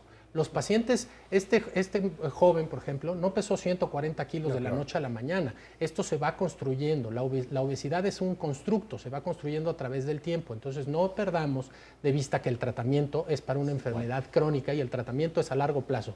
Hay tratamientos que únicamente son conductuales, hay tratamientos médicos, hay medicinas que en México se siguen vendiendo, pues, que no se venden en otras partes del mundo, pero hay medicinas que están probadas para este tratamiento y, por supuesto, la parte de ejercicio y obesidad o incluso hasta la cirugía. Bien, pues se nos acabó básicamente este segmento del programa. Vamos a hablar de COVID en el segmento que sigue. Quiero agradecerles a los especialistas que nos acompañaron el día de hoy. Ya se dijo, es un tratamiento integral, es un tratamiento en donde cabe muchísimo la prevención. La prevención aquí es clave, pero si ya lo tienes, también lo puedes revertir, que esto es de lo que se trata. Y aprovechemos esta pandemia, este encierro, a buscarle el lado positivo. Muchísimas gracias, doctores, por haber estado aquí con nosotros ahorita. Y regresamos para contestarles todas las preguntas que tienen sobre COVID-19. Muchísimas gracias. En este bloque lo hemos estado dedicando a COVID-19 y vamos a tocar un tema bien interesante. ¿Qué hay de las mascotas? Muchos tenemos mascotas. Para muchos de nosotros las mascotas son parte de nuestra familia. Entonces hay que preguntar qué hay con las mascotas. Y está con nosotros Sandra Segovia, fundadora de Todos Somos Animales, miembro del Consejo Independiente de Animalistas de México. Bienvenida. Hola, ¿qué tal? Gracias por la invitación y siempre gracias a Diálogos en Confianza por no olvidarse de los animales de compañía. ¿Cómo debo prepararme para el COVID-19 si tengo una mascota? Yo tengo a Rosco en mi casa, ¿qué hago? Pues mira, la recomendación que están dando los médicos veterinarios al respecto es que tratemos a los animales como si fueran una persona más. Okay. Es decir, evitar las salidas, evitar contacto con personas enfermas y ese tipo de medidas preventivas. Básicamente es lo que estamos buscando, que trates a tu animal de compañía como si fuera una persona más, exactamente con los mismos cuidados. Ok. Otra pregunta que nos llega es, yo saco a diario a mi perro a sus caminatas. Correcto. ¿Le afecta que diario le lave la cara, el hocico, la nariz y las patas? Fíjate que incluso hemos encontrado personas que han estado desinfectando a los perros con gel antibacterial, con alcohol, y lo que está sucediendo es que las patas se irritan y llegan a quemarse. Entonces la recomendación es, regresando del paseo corto, limpiar con agua y jabón del que nos lavamos las manitas o con toallitas de esas para limpiar a los bebés, el hocico, sobre todo el área de la nariz, muy cuidadosamente, y las patas. Esa es básicamente la recomendación. Pero no utilizar productos que puedan ser irritantes porque entonces la cosa se complica.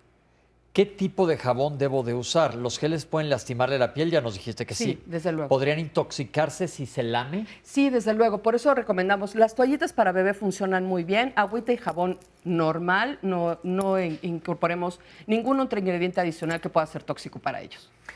Si yo vivo en este momento con COVID-19 y tengo un animal de compañía, ¿cuáles son las recomendaciones? ¿Qué debo hacer? Fíjate que en parte de lo que hemos estado investigando es que el COVID es una enfermedad de transmisión de humano a humano. Sin embargo, hay por ahí algunos estudios preliminares que demuestran cierto tipo de contagios de humanos a perros y eventualmente a gatos, más a gatos que a perros. Leí que de un tigre por ahí también se ve. Sí, a felinos, ¿no? Sí. Todavía no es contundente la investigación como para decir que los animales se contagian de humanos, pero y si vemos la cantidad de casos de animales que hay con la cantidad de personas contagiadas, pues nos damos cuenta que es una relación muy pequeñita. Sin embargo, por lo mismo, hay que tomar esas mismas medidas preventivas. ¿Qué harías tú si estuvieras con una persona enferma de COVID? Bueno, pues evitar el contacto con esta persona, y lo mismo aplica para los animales. Por eso la recomendación es muy sencilla. Haz con tu animal de compañía lo que harías como si fuera una persona más en tu casa.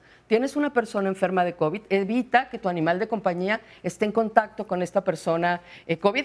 para proteger al animal de compañía que eventualmente podría contagiarse. Aquí la idea es proteger a los animales del contagio. Que no esa es tanto la a pregunta nosotros. que seguía. ¿Pueden las personas contagiar este virus a los animales? Y si es así, ¿a cuáles animales? Porque estamos hablando, pensamos en perros, pero hay gente que tiene todo tipo de mascotas.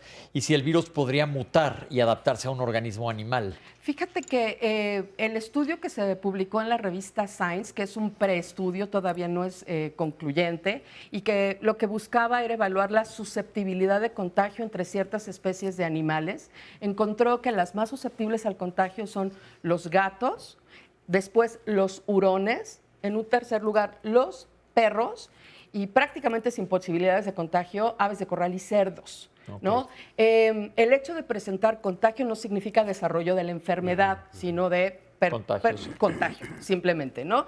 Pero la muestra es muy pequeña, todavía no es concluyente, y la verdad es que es una enfermedad de la que estamos aprendiendo todos conforme avanza, y entonces, repito, voy a parecer metralleta con esta información, pero cuide a su animal de compañía como si fuera una persona más en su casa, no lo exponga a peligros. Otra pregunta es que las mascotas podrían ser solamente vehículo para diseminar el virus y propiciar el contagio de otras personas o animales. En este estudio, preestudio que hizo la publicación de la revista Science, lo que se llegó a la conclusión es que gatos podrían contagiar a otros gatos, eventualmente, hurones podrían contagiar otros hurones, eventualmente, perros, no se vio contagio entre perros y perros, pero ninguno podría contagiar humanos.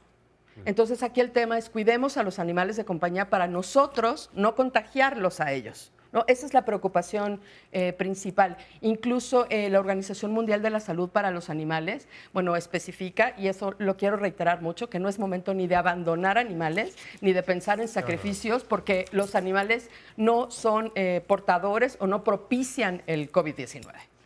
Bien, alguien nos pregunta, estoy ayudando a alguien que está enfermo paseando a su perro. ¿Cómo me mantengo seguro? Sí, aquí el tema, y bueno, lo que tendría que pensar esa persona que tiene COVID-19 y que tiene un perro, es que está exponiendo a su perro. Digo, supongo que esta persona quiere a su perro porque lo encarga a alguien para que lo pasee, sí. ¿No? Entonces, está exponiendo a su perro. Debería dedicar a alguien que se haga cargo del perro por completo, porque el estar en contacto con él lo expone muchísimo. Más que al paseador, al que se está exponiendo es al perro al estar en contacto con esta persona que está enferma. ¿Y el paseador qué debe de hacer? Porque el perro ya vimos entonces que sí puede ser un vector. Pero el perro puede ser un vector para otros perros, no para el humano. No para el humano. Ni en la piel del perro ni nada de eso. No. En el caso específico de las niñas, los niños, las personas mayores, alguien nos pregunta, ¿debo evitar entonces el contacto de un animal de compañía que sale habitualmente con ellos? La recomendación es, si puede, no deje que sus gatos anden afuera, si puede, no deje que sus perros estén afuera, haga paseos muy cortos, evite los olfateos prolongados por ciertas zonas, porque no sabemos los virus donde puedan estar, pero de preferencia, ahora sí, quédense todos, animales de compañía incluidos, en casa. Va también para la pregunta número 10, que decían de un gato vago que se va, ¿qué debe de hacer cuando regresa? Mira, la verdad es que nosotros recomendamos, incluso cuando no hay COVID, que los gatos se queden en casa porque hay muchas otras cosas a las que son susceptibles de contagio. Leucemia felino, sida felino y otras cosas que no son tampoco contagiables a los humanos, pero que son muy peligrosas entre los felinos. Entonces, nunca recomendamos que el gato esté afuera y ahora menos. Entonces, animales de compañía y humanos, quédense todos en casa. Claro. Oye, y en la situación en donde un animal de compañía está enfermo, ¿qué hacemos? ¿Es el momento de llevarlo en este momento a la veterinaria o mejor? Porque no sabemos tal vez qué tenga. Probablemente no sea COVID, sea otra enfermedad. Pero ¿sí lo llevamos o mejor le hablamos por teléfono? Lo que sugieren los médicos veterinarios es que le eches una llamadita o le pongas un mensajito en WhatsApp con una foto de lo que está sucediendo y ellos son los mismos te dicen, sí, tráemelo o no te preocupes. Muchos médicos o la gran mayoría de los médicos están tomando muchas medidas preventivas, solo están atendiendo por citas o emergencias, cosas muy urgentes, y tienen mucho cuidado de cuántas personas están en las clínicas o en los consultorios, etcétera. Sugerimos que solamente vaya una persona por animal de compañía para no generar tumultos tampoco en las clínicas, pero échenle una llamada a su médico veterinario de confianza, él lo va a orientar sin lugar a dudas.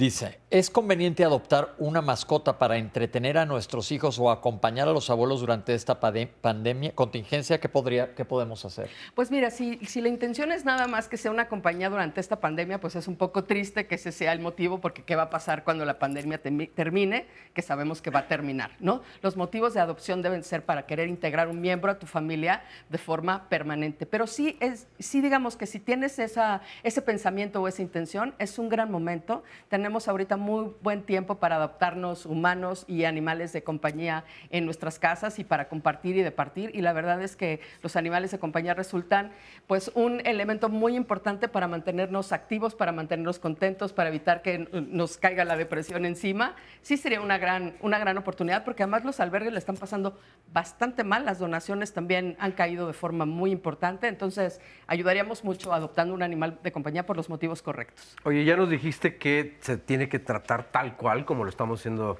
las personas comunes, pero también hay sobrepeso y obesidad en los animales de compañía. Sí. En este momento, si las recomendaciones no salgan, ¿qué podemos hacer para ejercitar a nuestro animal de compañía? Fíjate que busquen Todos Somos Animales MX, hemos dado una serie de recomendaciones de lo que se puede hacer en casa con perros y gatos. Por ejemplo, en el caso de perros es muy importante el paseo diario, porque el perro también se confunde un poco cuando pierde la rutina. Literalmente lo que hay que hacer es ponerle la correa como si fuéramos a salir a pasear y hacer un paseo por la casa. Literal, en la sala, el baño, el comedor, con la correa. Después dedicar un poco de tiempo a juegos.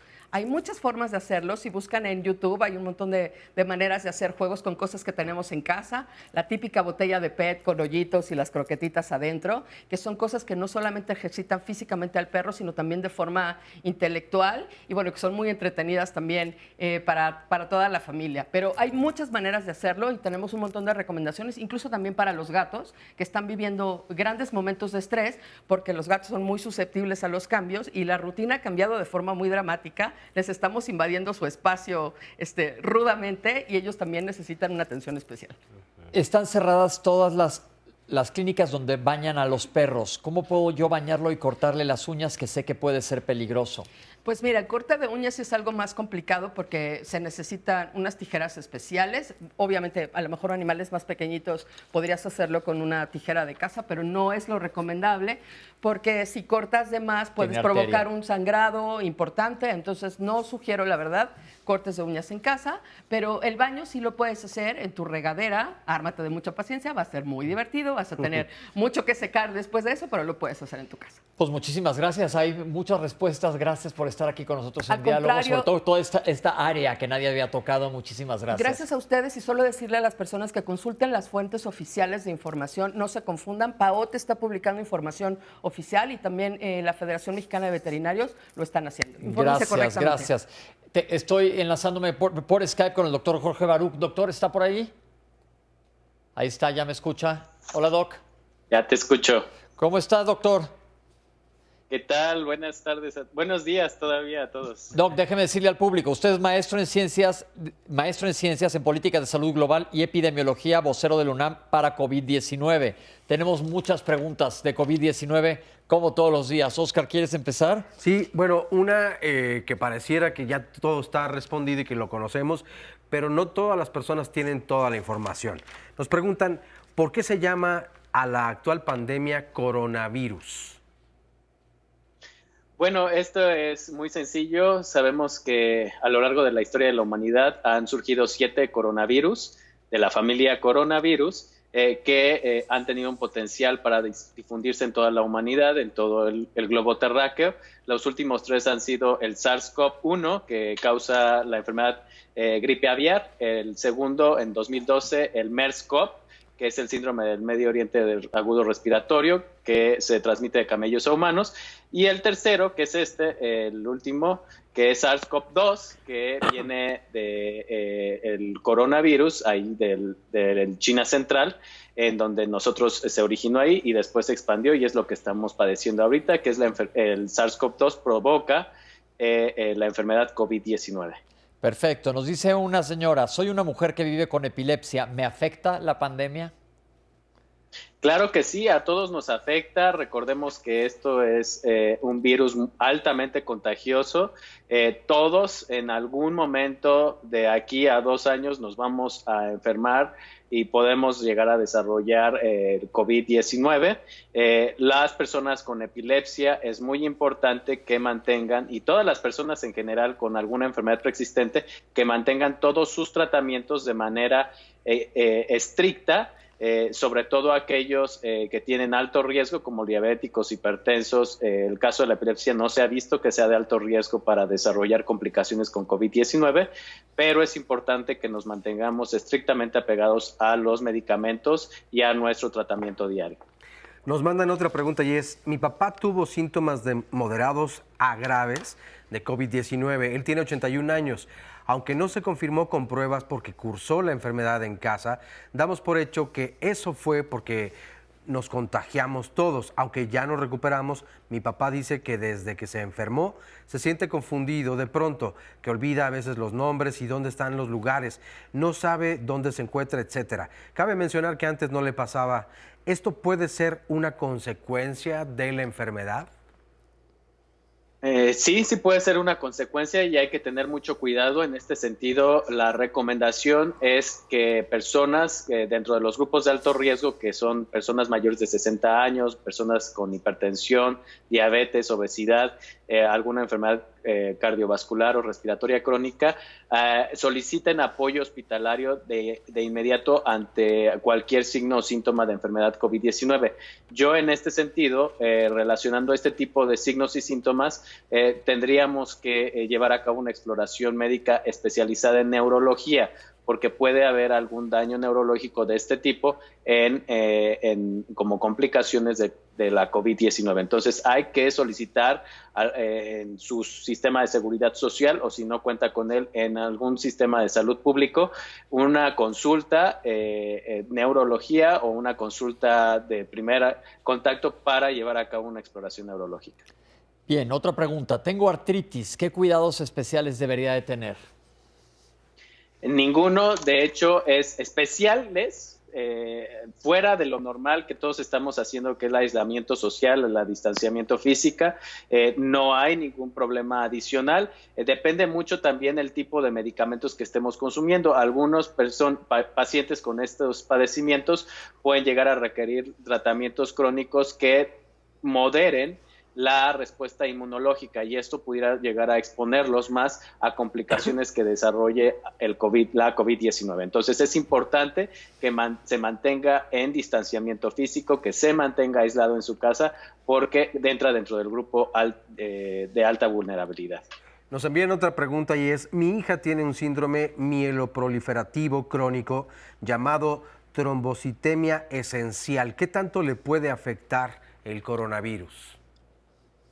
Bueno, la trombocitopenia esencial es este síndrome caracterizado, digamos que por una deficiencia en la generación de plaquetas a grandes rasgos. Entonces es importante vigilar este tipo de padecimientos, llevar a cabo las consultas en los centros de alta especialidad en donde se requiera, normalmente cada mes o cada 2 semanas, dependiendo de su condición, y tomar los tratamientos específicos para esta enfermedad. Adicional a esto, recordemos que todas las enfermedades, los enfermos con algún padecimiento crónico, es importante que mantengan una vigilancia específica y ante cualquier signo o síntoma de enfermedad respiratoria, contactar a su médico de cabecera para recibir oportunamente las indicaciones correspondientes con su tratamiento. Siguiente pregunta. He sufrido bronquitis en estos 2 años. No nos dice cuál tipo de bronquitis. Soy maestro y quiero saber cuáles son las medidas de cuidado que debo de tener. Las medidas de cuidado son quedarse en casa, quedarse alejados de las personas que, si en casa están saliendo por trabajo o por necesidad, no deben de estar cerca de esta persona con bronquitis crónica, porque pudieran llegar a contagiarlo, y este tipo de bronquitis crónica se clasifica, si ya fue diagnosticada por un médico, se clasifica como una enfermedad de alto riesgo y que eleva la mortalidad. Recordemos que para los enfermos con bronquitis crónica, cardiovascular, hipertensión o diabetes, la probabilidad de morir por la COVID-19 aumenta del 2 al 3% en la población general, al 15 al 18% en este grupo de población.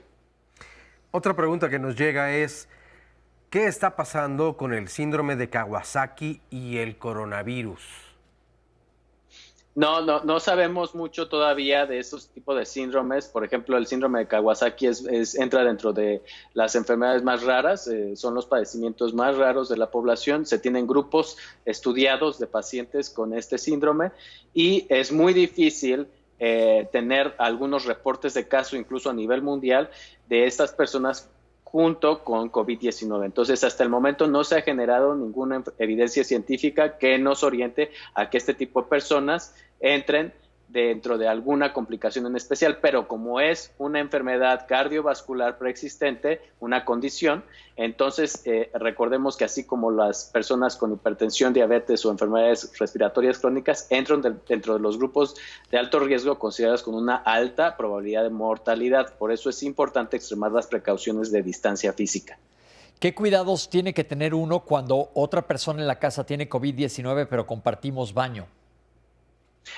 Esto es muy importante. Si no pueden aislar el baño, o sea, todo el mundo comparte el mismo baño, tenemos que aislar sus artículos de higiene personal. ¿Esto qué quiere decir? El cuarto en donde está llevando a cabo el aislamiento debe de llevarse con él todos los artículos de higiene personal. También no puede compartir toallas, esto también es muy importante. Todas las toallas, los blancos deben de ser personales, no se deben de compartir con la persona que está con COVID-19.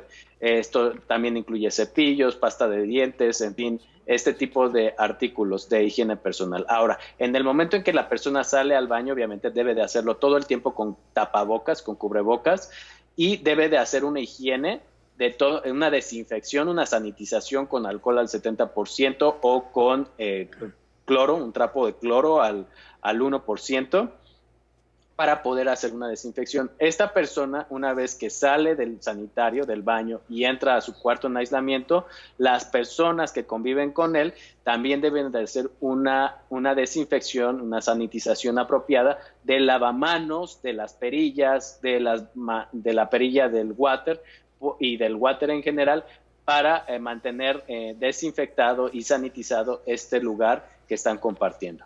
Otra persona nos pregunta, tengo síndrome de Gilbert y gastritis biliar, ¿qué medidas debo tomar en esta pandemia?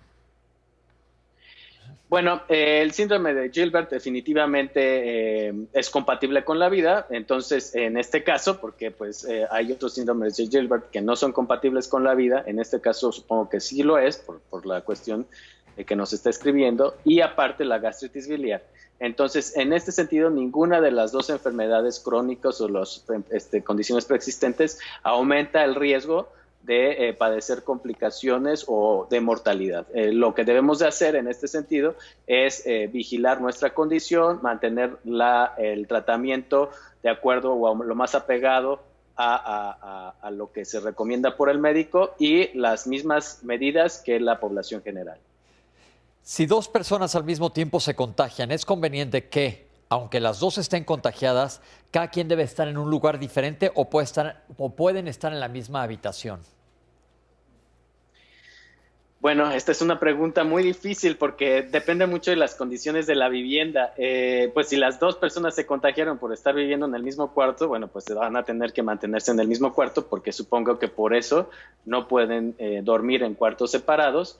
Ahora, si pudieran llegar a separarse para poder vivir en dos cuartos separados, su proceso de enfermedad sería lo ideal, pero va a depender de las condiciones de la vivienda. Ok. Muy bien.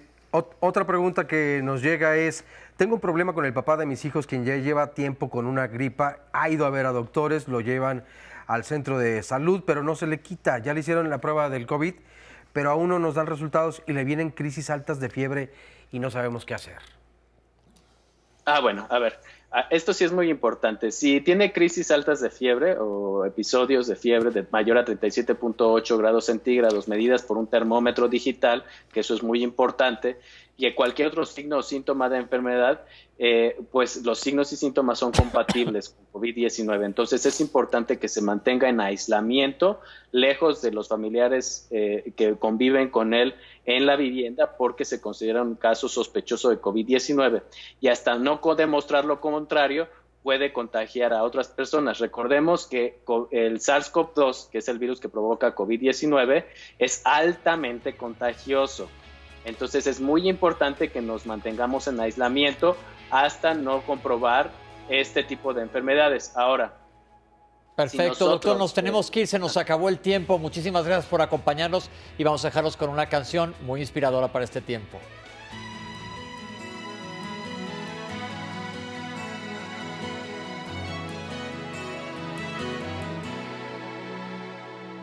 El miedo de hoy mañana será templanza, el llanto será esperanza y evolución. Estamos en pausa, pero el amor avanza.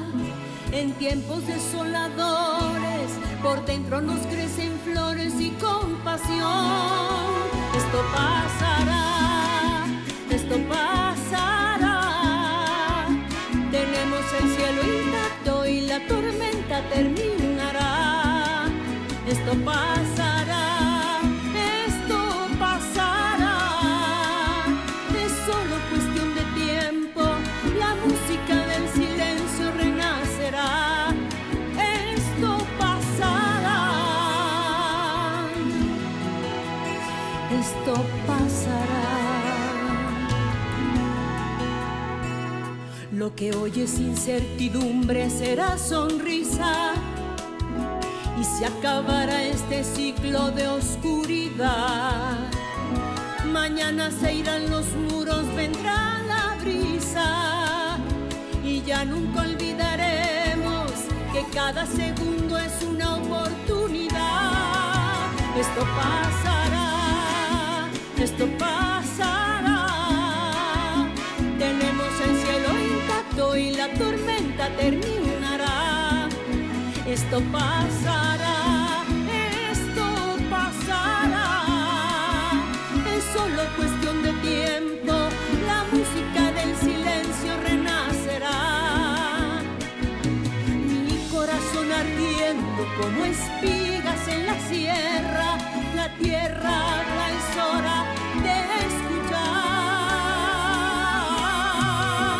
Esto pasará, esto pasará. Tenemos el cielo intacto y la tormenta termina.